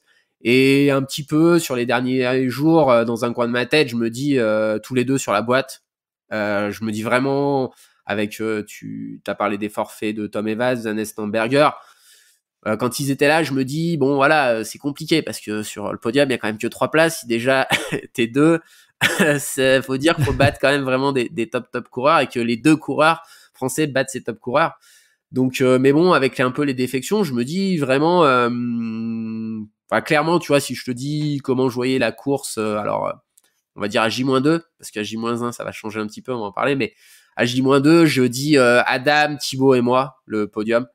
Voilà, après Thibaut va être un peu malade le dernier jour et donc là à ce moment-là, je me dis vraiment le matin de la course que comme un peu en 2016, alors je me le dis moins qu'en 2016 parce que j'ai évolué, je pense vraiment en termes de personnes et que bon, un podium c'est pas non plus c'est juste une norme, mais finalement avant tout moi ce que j'ai envie c'est de faire une belle course. Mais je me dis quand même qu'en termes de résultats, si je suis pas sur le podium, c'est quand même une petite forme d'échec, quoi. Parce que j'ai vraiment le sentiment de me sentir bien les derniers jours, d'avoir pas beaucoup de coureurs que je juge meilleurs que moi, ou en tout cas des coureurs où je me dis si je fais une bonne course, je peux les battre. Voilà, au départ de la course, il y a un coureur, j'ai jamais couru avec lui, mais ce que j'ai déjà vu, je me dis qu'Adam, il va être dur à battre. Surtout qu'il a fait quand même une saison sage, il a pas couru depuis la Western, donc tu te dis ça va pas être le mec qui arrive cramé. Donc là, vraiment, je me dis qu'il y a moyen d'être sur le podium si tu fais pas n'importe quoi. Nicolas, nous sommes le vendredi 5 novembre, il est bientôt 6h30 du matin. J'ai l'impression de faire une annonce dans un aéroport. Ça part fort. Il y a une grosse ascension qui est imposante d'entrée de jeu, une grosse montée de 1000 mètres. Est-ce que tu peux nous raconter un peu la façon dont la course a démarré et puis ce petit groupe qui s'est formé assez naturellement dans les débuts? On parlait un petit peu des tactiques et là je commence par faire l'opposé de ce que m'avait conseillé de faire Patrick, c'est-à-dire ne mène pas, je mène au bout de 500 mètres le parcours, la course. Donc du coup, bon, un petit peu dans ma tête, je me dis non, faut pas faire ça, au bout d'un quart d'heure, je rentre dans le rang, je me mets un petit peu, je sais pas, en 4-5e position et là la montée se déroule et puis on arrive au sommet, on est à peu près 8 coureurs, il y a 3 Français, Paul, Thibaut et moi, puis Adam, je crois 2 Espagnols, Andreas, Borja Fernandez, Andreas Reiterer et puis un Suédois. Et voilà, donc la course continue. Donc là, premier pointage au bout de 8 km et demi, donc on a les zones de ravitaillement d'équipe, on va passer 3 fois à cet endroit-là. Donc là, on récupère un petit peu nos vivres parce qu'on va faire une grande boucle avant de les revoir. Et donc là, on repart pour finir réellement la montée parce qu'on avait encore un petit peu de montée. Et là, la course commence vraiment à se décanter quand même parce que dès le CP2, je crois qu'on n'est plus que 4-5 devant avec des petits écarts qui se créent. Puis cette petite essaim va faire que s'essaimer au fil de la course, même rapidement dans la course parce que au kilomètre à peu près 30, donc on va chercher un point de ravitaillement, le CP3 qui est en aller-retour sur une route. Et là, Adam commence à accélérer, ou je sais même pas s'il accélère, j'ai l'impression qu'il était tellement facile que bon, il reste dans son rythme. Mais là, moi, je sens que ça va vite. Bon, déjà parce que c'est dur, parce que mon cardio commence à s'affoler, puis parce qu'il y a plus que moi avec Adam. Donc là, je me dis, oula, là, on est quand même qu'au kilomètre 30, donc je décide de temporiser un petit peu, de lui laisser quelques dizaines de mètres d'avance. Après, il court avec moins d'eau que moi, donc du coup, je le passe au ravitaillement, au kilomètre 30. Le terrain juste avant était pas très simple, c'est ça, un peu raviné? Ouais, beaucoup de pistes sur ce parcours, mais pas des pistes comme on les imagine chez nous, des pistes forestières bien propres. Non, c'est beaucoup des pistes souvent avec des parties un peu bétonnées pour que les 4x4 puissent passer, mais à côté, c'est souvent raviné, et puis du coup, sur le béton, ça tape un peu, donc t'as pas toujours envie de descendre dessus. Donc ouais, mais un parcours globalement qui était assez ludique parce que malgré beaucoup de passages avec des pistes larges, il y avait toujours des entrecoupés de petits singles qui étaient sympas, donc c'était jamais trop monotone en termes de profil. Il y a donc le CP3 que tu vas emprunter à rebours, donc tu vas prendre le chemin en descente après avoir passé le CP3. Il y a Adam qui commence à prendre le large, qui fait des chassés-croisés avec l'Italien Andreas Reiterer. Est-ce que toi, l'idée, c'est de surtout pas laisser filer, ou est-ce que tu commences déjà à te dire que Adam, notamment, va être un sacré concurrent et qu'il va être compliqué de s'accrocher à lui? Bah là, du coup, au CP3, comme je le dépasse, là, je suis en tête de course pendant un petit moment, et donc là, dans la descente, vu qu'on est sur un aller-retour, je croise tous mes équipiers, ça permet un peu de juger des écarts, de les encourager, de se motiver. Et après, dans la montée suivante, je vois plus trop, je crois en bas de la descente, j'aperçois plus Adam, je me dis tiens, c'est bizarre, je pense qu'il est resté très longtemps au ravitaillement en fait, et après la course, il m'a dit qu'il avait très soif, et je pense qu'il a pris vraiment son temps. Et là, dans la montée, il y a une montée, je crois, qui fait 500 mètres de dénive, et là, je me concentre un petit peu, bon, je regarde un peu les écarts en bas, puis après, je me mets dans ma bulle, et je monte, je sais plus trop dire, mais 5 minutes, et j'avais jugé qu'il y avait un écart quand même assez important, et là, d'un coup, je le vois, il est juste derrière moi, et là, je me dis, ah oui, là, quand même, ok. Il revient vite, et donc bon, il me revient dessus. Il y a, heureusement, dans une petite zone de replat, donc je ne saute pas immédiatement. Et donc là, je tente un peu la tactique de bluff, malgré mon anglais très limité. Je lui dis, le parcours est encore long, c'est dur, il fait chaud. Ce serait bien de temporiser un petit peu, tu vois. Bon, je sais pas si c'était bien de lui dire ça, mais je lui dis pas, tu sais, je suis fatigué, mais je dis, ouais, bon, maintenant on est devant, est-ce que c'est la peine de continuer à accélérer? Et bon, ça a marché 1 kilomètre. Et là, il t'a dit, tu bluffes, Martoni. Ouais, là, dans la montée suivante, que c'était un parcours où on s'était un peu trompé à la reco, donc on l'avait pas vu, mais bon, j'avais vu sur la carte que ça me paraissait bien raide. Et là, je me suis dit, ouais, bon, là, quand même, on est au 36e, 37e kilomètre, je me suis dit, il y a quand même marché, quoi, dans cette bosse. Et là, non, il court tout. Et là, je me dis, bon, d'accord, tu vas pas gagner la course, sauf si il arrive quelque chose. Et donc là, c'est un petit peu dur mentalement parce que forcément, tu vois, j'ai déjà fait 2e, donc bon, c'est beau de refaire 2e, mais tu vois, le rêve, c'est quand même une fois d'essayer de faire premier. Et donc là, vraiment, je me prends un petit coup derrière la tête parce que c'est un peu plus dur que ce que j'avais prévu à ce moment-là. Et puis, je perds, tu vois, parce que là, vraiment, j'ai tellement l'impression qu'il est au-dessus que je me dis, ouais, voilà, c'est pas possible. Bon, derrière, je reste dans un petit moment un petit peu trop encore dans la bataille où je pense que je cours un petit peu vite encore, trop vite par rapport à vraiment mon allure, trop dans le fait de vouloir rester devant. Donc là, je vois une dernière fois quasiment Adam en vraie visu, quoi, pas sur des allers-retours. Puis après, l'écart fait que se creuser. Et là, j'ai un petit peu, on va revenir vers le CP5 qui est une zone d'assistance d'équipe. Et là, j'ai un Qui est au moment, 50e kilomètre à peu près, ouais, pour vers le donner une kilomètre idée aux 50. auditeurs. Là, je suis vraiment au moment le plus compliqué de ma course. On redescend en fait sur ce CP, donc un aller-retour, on est déjà passé. Et là, dans la descente, il y a Olivier Guy qui s'occupe du running à la Fédé, Adrien Séguré. Et là, j'ai des crampes, je dis à Adrien, même à ce moment-là, dis aux autres de s'accrocher parce que, ouais, il y a une petite partie de moi qui se dit, ouais, je sais pas si je vais réussir à finir la course, quoi, parce que ça crampe dur et là, il va y avoir 10 km de descente. Donc, je me dis, si ça crampe comme ça va être long, les 10 km de descente.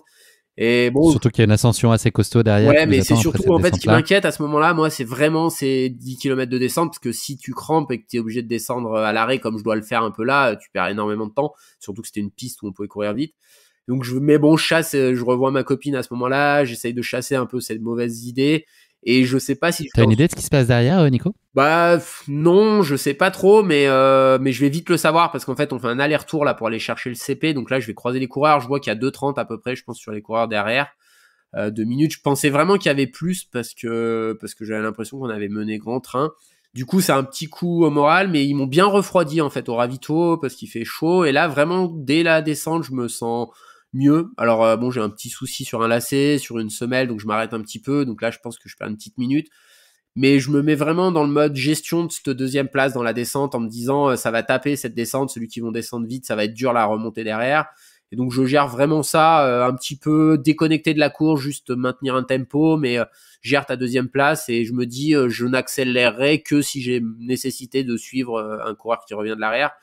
Et finalement, t'as le sentiment que t'as suffisamment d'avance là, les 2,30 dont tu parles sur Andreas? Finalement, ça va suffisamment confortable, pile l'avance nécessaire parce qu'en fait, en bas de la descente, au moment où je finis de me ravitailler, Andreas arrive et il se ravitaille, je pense, un petit peu plus vite que moi et on repart. Je pense vraiment il y a 10 secondes d'écart, je pense, au moment où on repart du ravitaillement. Et là, par contre, je savais que pour descendre vite, ça allait sûrement laisser un peu des traces. Et là, moi, dans ma tête, je me dis vraiment, là, c'est les moments de lui mettre la tête sous l'eau, entre guillemets. Donc, je fais vraiment un effort soutenu dans les 10-15 premières minutes de la montée, qui en plus, je sais, est pas trop dure. Elle permet de courir un petit peu encore. Donc là, je pense que ça lui met un peu un coup moral parce qu'il se dit, t'es un peu euphorique en disant, ah bah c'est bien, je reviens. Et puis là, le mec, direct, il te remet un écart. Tu fais, ah bah non, en fait, il gérait. Puis là, après, c'est un peu mode gagne-terrain jusqu'à la ligne d'arrivée, enfin, en tout cas, jusqu'en haut de la montée d'abord, où là, je vais avoir des vrais écarts avec Adam et qui vont être un peu, ouais, qui vont être plutôt quand même salvateurs, c'est-à-dire que ça va complètement me décharger mentalement d'essayer de gagner la course parce que là, dans la montée, on va me dire qu'il a 9 minutes. Alors, ça me met un peu un coup parce qu'en bas, on m'annonce un écart, en fait, qui était précédent et donc à 1,30, on me dit en bas et là, au milieu de la montée, on me dit... Enfin, pas aux 2 tiers de la montée, on me dit 9 minutes, je me dis, comment c'est possible? Mais bon, il m'avait quand même mis 4 ou 5 minutes. Donc, voilà, et après, là, je passe vraiment en mode, maintenant, je me dis que j'avais suffisamment d'avance pour maîtriser la médaille jusqu'à la ligne d'arrivée, si je fais pas n'importe quoi. Alors, par contre, c'est dur physiquement, donc t'as quand même un peu hâte que ça s'arrête.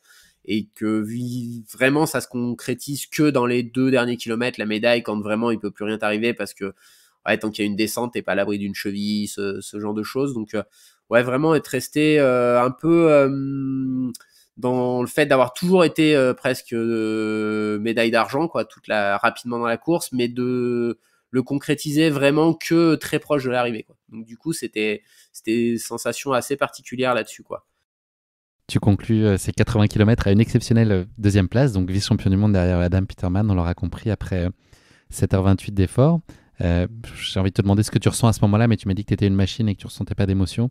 C'est surtout... Non, mais est-ce qu'il y a de la place quand même pour ça? Qu'est-ce qu'elle a de différent peut-être avec ton autre titre de vice-champion du monde? Comment est-ce que tu vis ces moments-là? Ouais, c'est très différent, ça, clairement, de l'autre titre parce que c'est quelque chose que je m'attendais plus à vivre. Donc, je me dis là, il y a quand même vraiment une chance que ce soit la dernière fois. Alors que c'était pas du tout le cas en 2016 où je m'imaginer revivre une médaille mondiale. Donc là, il y a ça. Après, il y a beaucoup de fatigue parce que je sais pas, j'ai l'impression qu'il y a des gens qui marquent pas comme ça, mais moi j'ai l'impression que voilà, c'est vraiment le cerveau me tient, mais là dès que je passe la ligne, c'est la fatigue te submerge et donc du coup t'as juste une envie, c'est de te mettre des glaçons sur le cou et puis c'est vraiment, et pour le coup il fait quand même très très chaud. Pendant la course ça a été, mais là il fait je sais pas 30-32 degrés. Donc ouais, c'est vraiment la fatigue qui est un peu là pendant. En fait, la fatigue est très marquée d'un coup, donc t'as beaucoup d'émotions, je trouve, jusqu'à ce que tu franchisses la ligne là dans ces 200-300 derniers mètres. Mais dès que tu passes la ligne, t'as vraiment ton cerveau qui relâche et du coup, c'est un peu la fatigue qui te submerge à ce moment-là. Après, t'as tout de suite quand même un peu une effervescence, j'ai l'impression, et une sensation que ça fait plaisir aux gens de me voir deuxième parce que ça fait quelques années que je suis dans le milieu et puis que j'étais peut-être pas celui qu'on attendait chez les Français à cette place-là. Donc en plus de quelque chose de purement du timing, je crois qu'il est 8 heures en France au moment où on arrive plus ou moins, donc c'est aussi le lever pour tout le monde. Donc voilà, un beau moment et puis des beaux résultats d'ensemble des équipes, donc une joie qui est pas juste personnelle, qui est aussi partagée avec les copains. Donc ça, c'est aussi ça qu'on vient chercher dans le sport, je pense. Nicolas, je vais te faire écouter un extrait de ce que tu m'avais dit au mois d'août, quand on s'était vu. Tu m'as un petit peu menti quand même, je suis un peu triste. Avec le temps, on va se rendre compte pourquoi. Peut-être le meilleur résultat de ma carrière, c'est vice-champion du monde en 2016. Et maintenant, meilleur résultat pour l'instant en carrière. Pour l'instant. Après, je pense qu'il y a une partie de moi aussi, avec l'âge, qui évolue vers d'autres choses que performer à tout prix. Donc voilà, j'ai une telle passion pour le sport que je pense que je peux rester performant sans avoir cette volonté de performance à tout prix. Mais voilà, j'ai aussi conscience que peut-être mes meilleures années sont derrière moi, mais ça ne m'empêche pas de donner le meilleur moi-même. Nico, donc on te croit plus. Tu nous dis que tu ne vas plus performer et puis résultat, tu redeviens. J'ai pas fait mieux, j'ai égalé. Champion du monde. C'est vrai. En tout cas, quand tu me dis que le meilleur est derrière toi et que là, sur les prochains championnats du monde, voilà, ce sera difficile de faire aussi bien ou mieux, je ne te crois pas et je ne te le souhaite pas surtout. Ouais, non, mais tu vois, c'est les opportunités aussi, parce que est-ce que s'il y a la même course avec un Thibaut qui est pas malade, avec Thomas au départ, Tom Evans au départ, pardon, Nanes Samberger, tu vois, c'est en fait, j'ai souvent dit ça, c'est que j'ai un niveau qui fait que je suis pas complètement capable d'avoir toutes les cartes en main et que il me faut aussi des circonstances un peu favorables pour que je sois à l'avant des courses. Après, le sport, c'est aussi des opportunités. J'ai eu la chance de répondre présent ce jour-là et il y avait d'autres coureurs qui avaient, je pense, cette possibilité de monter sur le podium. Ça n'a pas été le cas de tout le monde. Donc ça, c'est quelque chose que je pense être encore capable de faire. Et après, je me suis entraîné quand même sérieusement et avec avec quand même une vraie envie de bien faire les choses. C'était pas forcément de gagner une médaille, le rêve, mais de bien faire les choses. Je suis parti en stage aussi dans un autre environnement. Je pense que des fois c'est important. J'étais chez l'un de mes meilleurs amis, on rigolait, mais on disait on vivait un petit peu en moine, c'est-à-dire que le matin on s'obligeait à faire une demi-heure dans la salle, un peu de muscu qu'il a pour se réveiller, pour faire de la méditation, avant d'aller au petit-déj. On finissait ça par une douche froide et avant d'aller au petit-déj, et puis après il y avait l'entraînement dans la journée avec Thibaut. Donc c'était vraiment quand même, pour le coup, mais c'était pas quelque chose qui me coûtait, quoi. C'était facile. Et puis tu vois, le championnat du monde est passé, je me suis dit je vais continuer à garder cette routine et j'y arrivais pas parce que ça avait pas de sens à ce moment-là de faire ça. Il y a des matins ça a du sens, je le fais, mais alors que là c'était naturel, je me levais, j'imaginais même pas aller au petit-déj avant de faire ça, tu vois. Je pense que c'est des périodes, et je pense qu'avec l'âge t'as moins cette capacité à peut-être le faire tout le temps, et donc du coup faut accepter ça pour le faire dans les moments qui sont peut-être les plus opportuns. Nicolas, on a parlé de tes battements cardiaques au début de la course pour les premiers en équipe de France. Là, c'était à des niveaux bien moindres. Derrière ça, c'est plus pour illustrer l'espèce de détachement et de relâchement que tu as eu. Est-ce que tu penses que ça peut aussi contribuer à faire que les résultats soient là, cette expérience et le fait que la performance soit pas l'enjeu absolu, même si tu te prends en jeu et que évidemment tu avais des ambitions, mais finalement cette prise de recul et sur la course à pied, est-ce que ça fait aussi qu'il y a une pression qui est moindre et donc finalement ça met dans les meilleures dispositions pour réussir? Moi, je dis souvent qu'en fait, en compétition, t'inventes rien. Tu répètes ce que t'as fait dans les semaines, dans les mois qui précèdent. Et donc, du coup, pour moi, courir le championnat du monde, c'est se dire ça va être 7h30 avec les copains qui vont être durs. Et ça, je l'ai fait plein de fois dans ma vie, donc je sais que je sais faire. Après, il faut pas faire n'importe quoi, mais ouais, je dors. Thibaut a été malade. Il m'a dit, putain, mais je t'ai regardé dormir toute la nuit parce qu'on était en chambre. Et il me dit, mais tu dormais, mais comme si demain c'était une sortie. Et finalement, tu vois, je me demande si d'un côté c'était même pas moins de stress, par exemple, la nuit avant les championnats du monde, que sur les plus grosses séances qu'on avait fait dans la prépa avec Thibaut, parce que là, tu sais que le but, c'est quand même d'optimiser ta performance, donc tu vas pas faire n'importe quoi, ça va pas forcément être dur tout de suite, t'as pas une fatigue liée aux autres séances d'avant, et donc du coup, le fait d'avoir répété plein de fois des situations inconfortables font que tu les banalises, et on parle souvent de sortir de sa zone de confort, mais en fait, on peut pas trop sortir de sa zone de confort, et ça fait peur de sortir de sa zone de confort. Par contre, on peut l'élargir. Et ce qui était hors de ma zone de confort il y a 10 ans, c'est presque au milieu de ma zone de confort aujourd'hui, plus ou moins. Et donc, du coup, il y a une forme de relâchement. Je me prépare mentalement. Hein. Je sais qu'il y a des moments de la course que j'évoquais vers le 50e kilomètre où là, c'est super dur. Il y avait des moments de ma tête, je fais, mais j'en ai rien à faire. Faire deuxième du championnat du monde, je veux juste que ça s'arrête. C'est trop dur, tu vois. Mais ça, c'est l'expérience qui fait que ça peut partir en vrille chez un jeune athlète, et chez un athlète qui a plus d'expérience, et ben ça traverse, ça reste là 1 ou 2 minutes, et puis c'est mis dans un côté de la tête, et puis on passe à autre chose, quoi. Est-ce qu'il y a une once de place pour un j'ai pas été champion du monde, ou est-ce que cette deuxième place, elle est totalement accomplissante? Est-ce que l'argent fait complètement ton bonheur, ou il y a un soupçon de quelque part de dire ok, bah ce que tu as évoqué tout à l'heure, de dire que peut-être tu serais jamais champion du monde? Est-ce que ça met un poil d'amertume, ou ça n'a pas sa place du tout à ce moment-là, en tout cas juste après la course? Bah, disons que les 2 fois où j'ai été vice-champion du monde, le premier c'était Luis Alberto, il a gagné 3 fois les championnats du monde, il a un palmarès long comme le bras. Adam, c'est pas le cas, mais bon, il a déjà gagné une Western. Je pense que si on a cette discussion dans 4-5 ans, on dira ah oui, mais c'était quand même dur de le battre, Nico. Donc non, les 2 fois j'étais battu nettement.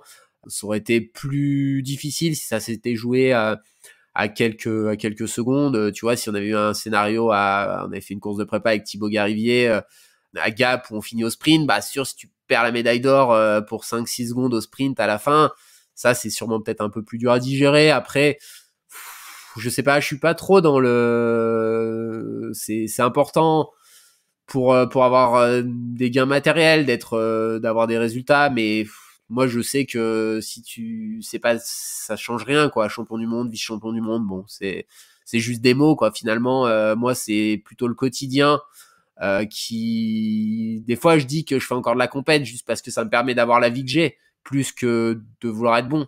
C'est juste que moi j'aime pas trop communiquer, j'aime pas faire des vidéos, donc en fait si je veux vivre de mon sport, faut que je sois bon, mais c'est pas à tout prix nécessaire. Et puis j'essaye aussi un peu de l'inculquer, parce que je pense que c'est pas parce que tu as cette philosophie que ça t'empêche d'être bon, et je pense que les résultats que je peux avoir démontrent qu'il n'y a pas besoin d'être focus à 100% pour essayer d'être une bonne version de soi-même, quoi, parce que la bonne version de soi-même, elle se construit au quotidien, et que c'est l'amour de l'entraînement qui fait que tu deviens une bonne version de toi-même, quoi.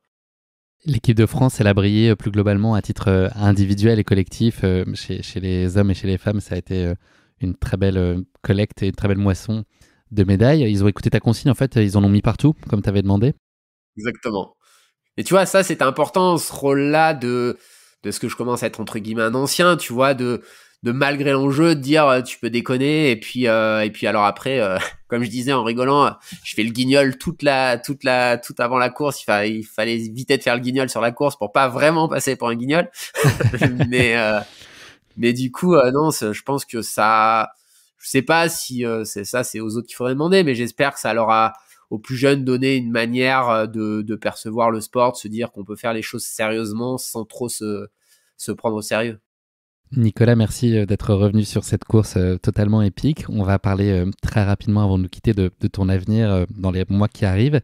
Est-ce que Innsbruck et les championnats du monde en Autriche du 6 au 10 juin prochain, est-ce que c'est là ton objectif central de l'année, ou en tout cas du premier semestre? Comment est-ce que tu vas les appréhender, là, ces championnats du monde? Ouais, tout à fait. C'est mon premier objectif de la saison. Je vais repartir vraiment, et c'est pas la fausse modestie ou pour se décharger de la pression, mais vraiment avec les mêmes ambitions que quand j'étais allé en Thaïlande, c'est-à-dire gagner le titre de champion du monde par équipe, ce qu'on n'a pas réussi à faire. Je pense que je serai encore moins le leader de l'équipe. Je veux pas mettre la pression à Thibaut, mais je sais que sur ce format-là, c'est vraiment pour lui. C'est encore plus montagneux qu'à Chiang Mai. Il peut vraiment faire quelque chose de grand. On annonce un Jim Walmsley, donc je connais assez le sport pour savoir que je peux pas battre Jim à la régulière. Donc après il peut lui arriver des choses. Mais voilà, le but ça sera d'être une bonne version et puis d'essayer des nouvelles choses avec cette motivation là de peut-être partir un peu loin de chez soi pendant un stage en altitude, par exemple de 4 semaines, avec cette motivation là que tu fais pas si t'as pas ça. Donc c'est vraiment, tu vois, un petit peu, moi j'aime dire, la compète c'est un peu le phare qui te guide, quoi. Ce qui compte c'est le chemin qui va te mener jusqu'au phare, mais s'il y a pas le phare c'est moins facile d'y aller. Donc je vois un peu les choses comme ça et puis partager dès le mois de mars sur les championnats de France de trail court, sur voilà, pas le format qui me convient le mieux, mais celui qui me motivait le plus par rapport au plateau. Et puis voilà, moi j'aime prendre part à ces courses, même si j'espère que ça durera le plus longtemps possible. Quand t'approches de la quarantaine, tu sais pas combien il en reste des années avec ces jambes-là et tout, donc faut en profiter intensément, quoi. Surtout qu'à la quarantaine, tu t'es engagé quand on avait échangé sur un Ironman. Ouais, je suis pas allé à la natation quasiment de l'hiver, donc là ça devient critique. J'y repense, tu fais bien de le dire. J'ai bien noté, je te le ressortirai. Il te reste encore un peu de temps, Nicolas, mais voilà. Objectif 40 ans, on en a parlé. Faudrait que je mette des brassards, sinon. La bouée donut ou la bouée canard, t'auras le choix. C'est ça. Nicolas, c'est la dernière question de cet épisode. C'est pas le mot de la fin, c'est le motto de la fin. Est-ce que tu as une devise qui t'est particulièrement chère que tu aimerais partager avec nos auditeurs? Je vais faire sans travail, le talent n'est qu'un vilain défaut. Du coup, je sais pas si j'avais beaucoup de talent, mais du coup, j'ai essayé de mettre pas mal de travail dessus pour essayer de vivre un petit peu une partie de mes rêves, et puis surtout pour je pense que faut pas trop rêver sa vie, mais il faut essayer de vivre ses rêves, et moi c'est ce que j'ai essayé de faire un petit peu en faisant le choix à un moment donné de quitter, alors je ne veux pas dire que j'avais une bonne place, mais le confort d'un CDI pour faire du sport de haut niveau, et c'est un choix que j'ai jamais regretté, que si je devais revivre, je ferais juste le même choix quelques années avant. Eh ben, tu nous as fait rêver, et toute l'équipe de France, les hommes et les femmes qui ont fait rayonner aussi bien les talents qu'il y a en équipe de France et dans des si belles positions dans ces championnats du monde. Nicolas, c'est malheureusement déjà la fin de cet épisode. Je n'ai rien vu passer. Ça fait 1h30 qu'on est ensemble. Merci beaucoup d'avoir partagé donc cette performance individuelle et collective qui a été exceptionnelle et puis qui continue de t'inscrire durablement dans ce si beau sport et dans le haut niveau international de trail. Merci aussi pour ton franc-parler, ton regard très affûté, donc toujours très précieux sur cette si belle discipline qui est ta discipline de cœur. On l'aura compris, la passion est un moteur essentiel pour toi dans la vie. La course à pied t'apporte ça aujourd'hui et on le perçoit. C'est génial de sentir la pureté de la relation que tu entretiens avec ce sport. C'est en tout cas un grand plaisir d'avoir pu vivre par ton entremise ces championnats du monde haletants qui soulignent si nécessaire combien l'équipe de France tient une place privilégiée dans l'élite mondiale, tant sur les formats courts que longs. Je te souhaite beaucoup de bonheur, beaucoup de succès dans tes rendez-vous à venir, et puis j'espère que tu pourras yodeler la Marseillaise, une médaille autour du cou en Autriche au mois de juin prochain. Je vais pas te demander de yodeler là maintenant parce que tu veux pas chanter, mais... Non, merci Guillaume. Et puis une petite phrase que j'aime beaucoup d'un athlète que j'ai eu la chance de côtoyer en équipe de France, qui est Cédric Fleurton, qui dit souvent le sport au service de la vie et pas la vie au service du sport. Et je pense que c'est hyper important parce que on voit des fois un peu des choses où les gens sont déséquilibrés et se noient un petit peu là-dedans, et ça doit vraiment permettre d'avoir une vie plus stable. Thomas Laure-Blanchet dirait que ça doit être la priorité des choses secondaires. Ça, c'est plus personnellement, moi, je pense un choix qui est libre à chacun, mais l'esprit est un petit peu là, et c'est ça aussi qu'on essaye quand on est entre guillemets un ancien de véhiculer. En voilà un deuxième motto de la fin bien joli qui va conclure cet épisode. Merci pour ta disponibilité, Nicolas, c'est un super moment. Merci beaucoup. À très vite. Merci à tous d'avoir écouté cet épisode. Si vous l'avez écouté jusqu'ici, c'est qu'il vous a probablement plu, alors n'hésitez pas à le partager autour de vous et également à vous abonner, à noter et à rédiger un avis sur votre plateforme d'écoute favorite. C'est essentiel pour que Course Épique soit mise en avant et puisse ainsi continuer à se développer. Cela ne vous prendra que quelques secondes et ça change beaucoup de choses pour le podcast. Merci encore infiniment pour votre soutien et pour votre fidélité, et je vous dis à très bientôt pour une nouvelle Course Épique. Évidemment.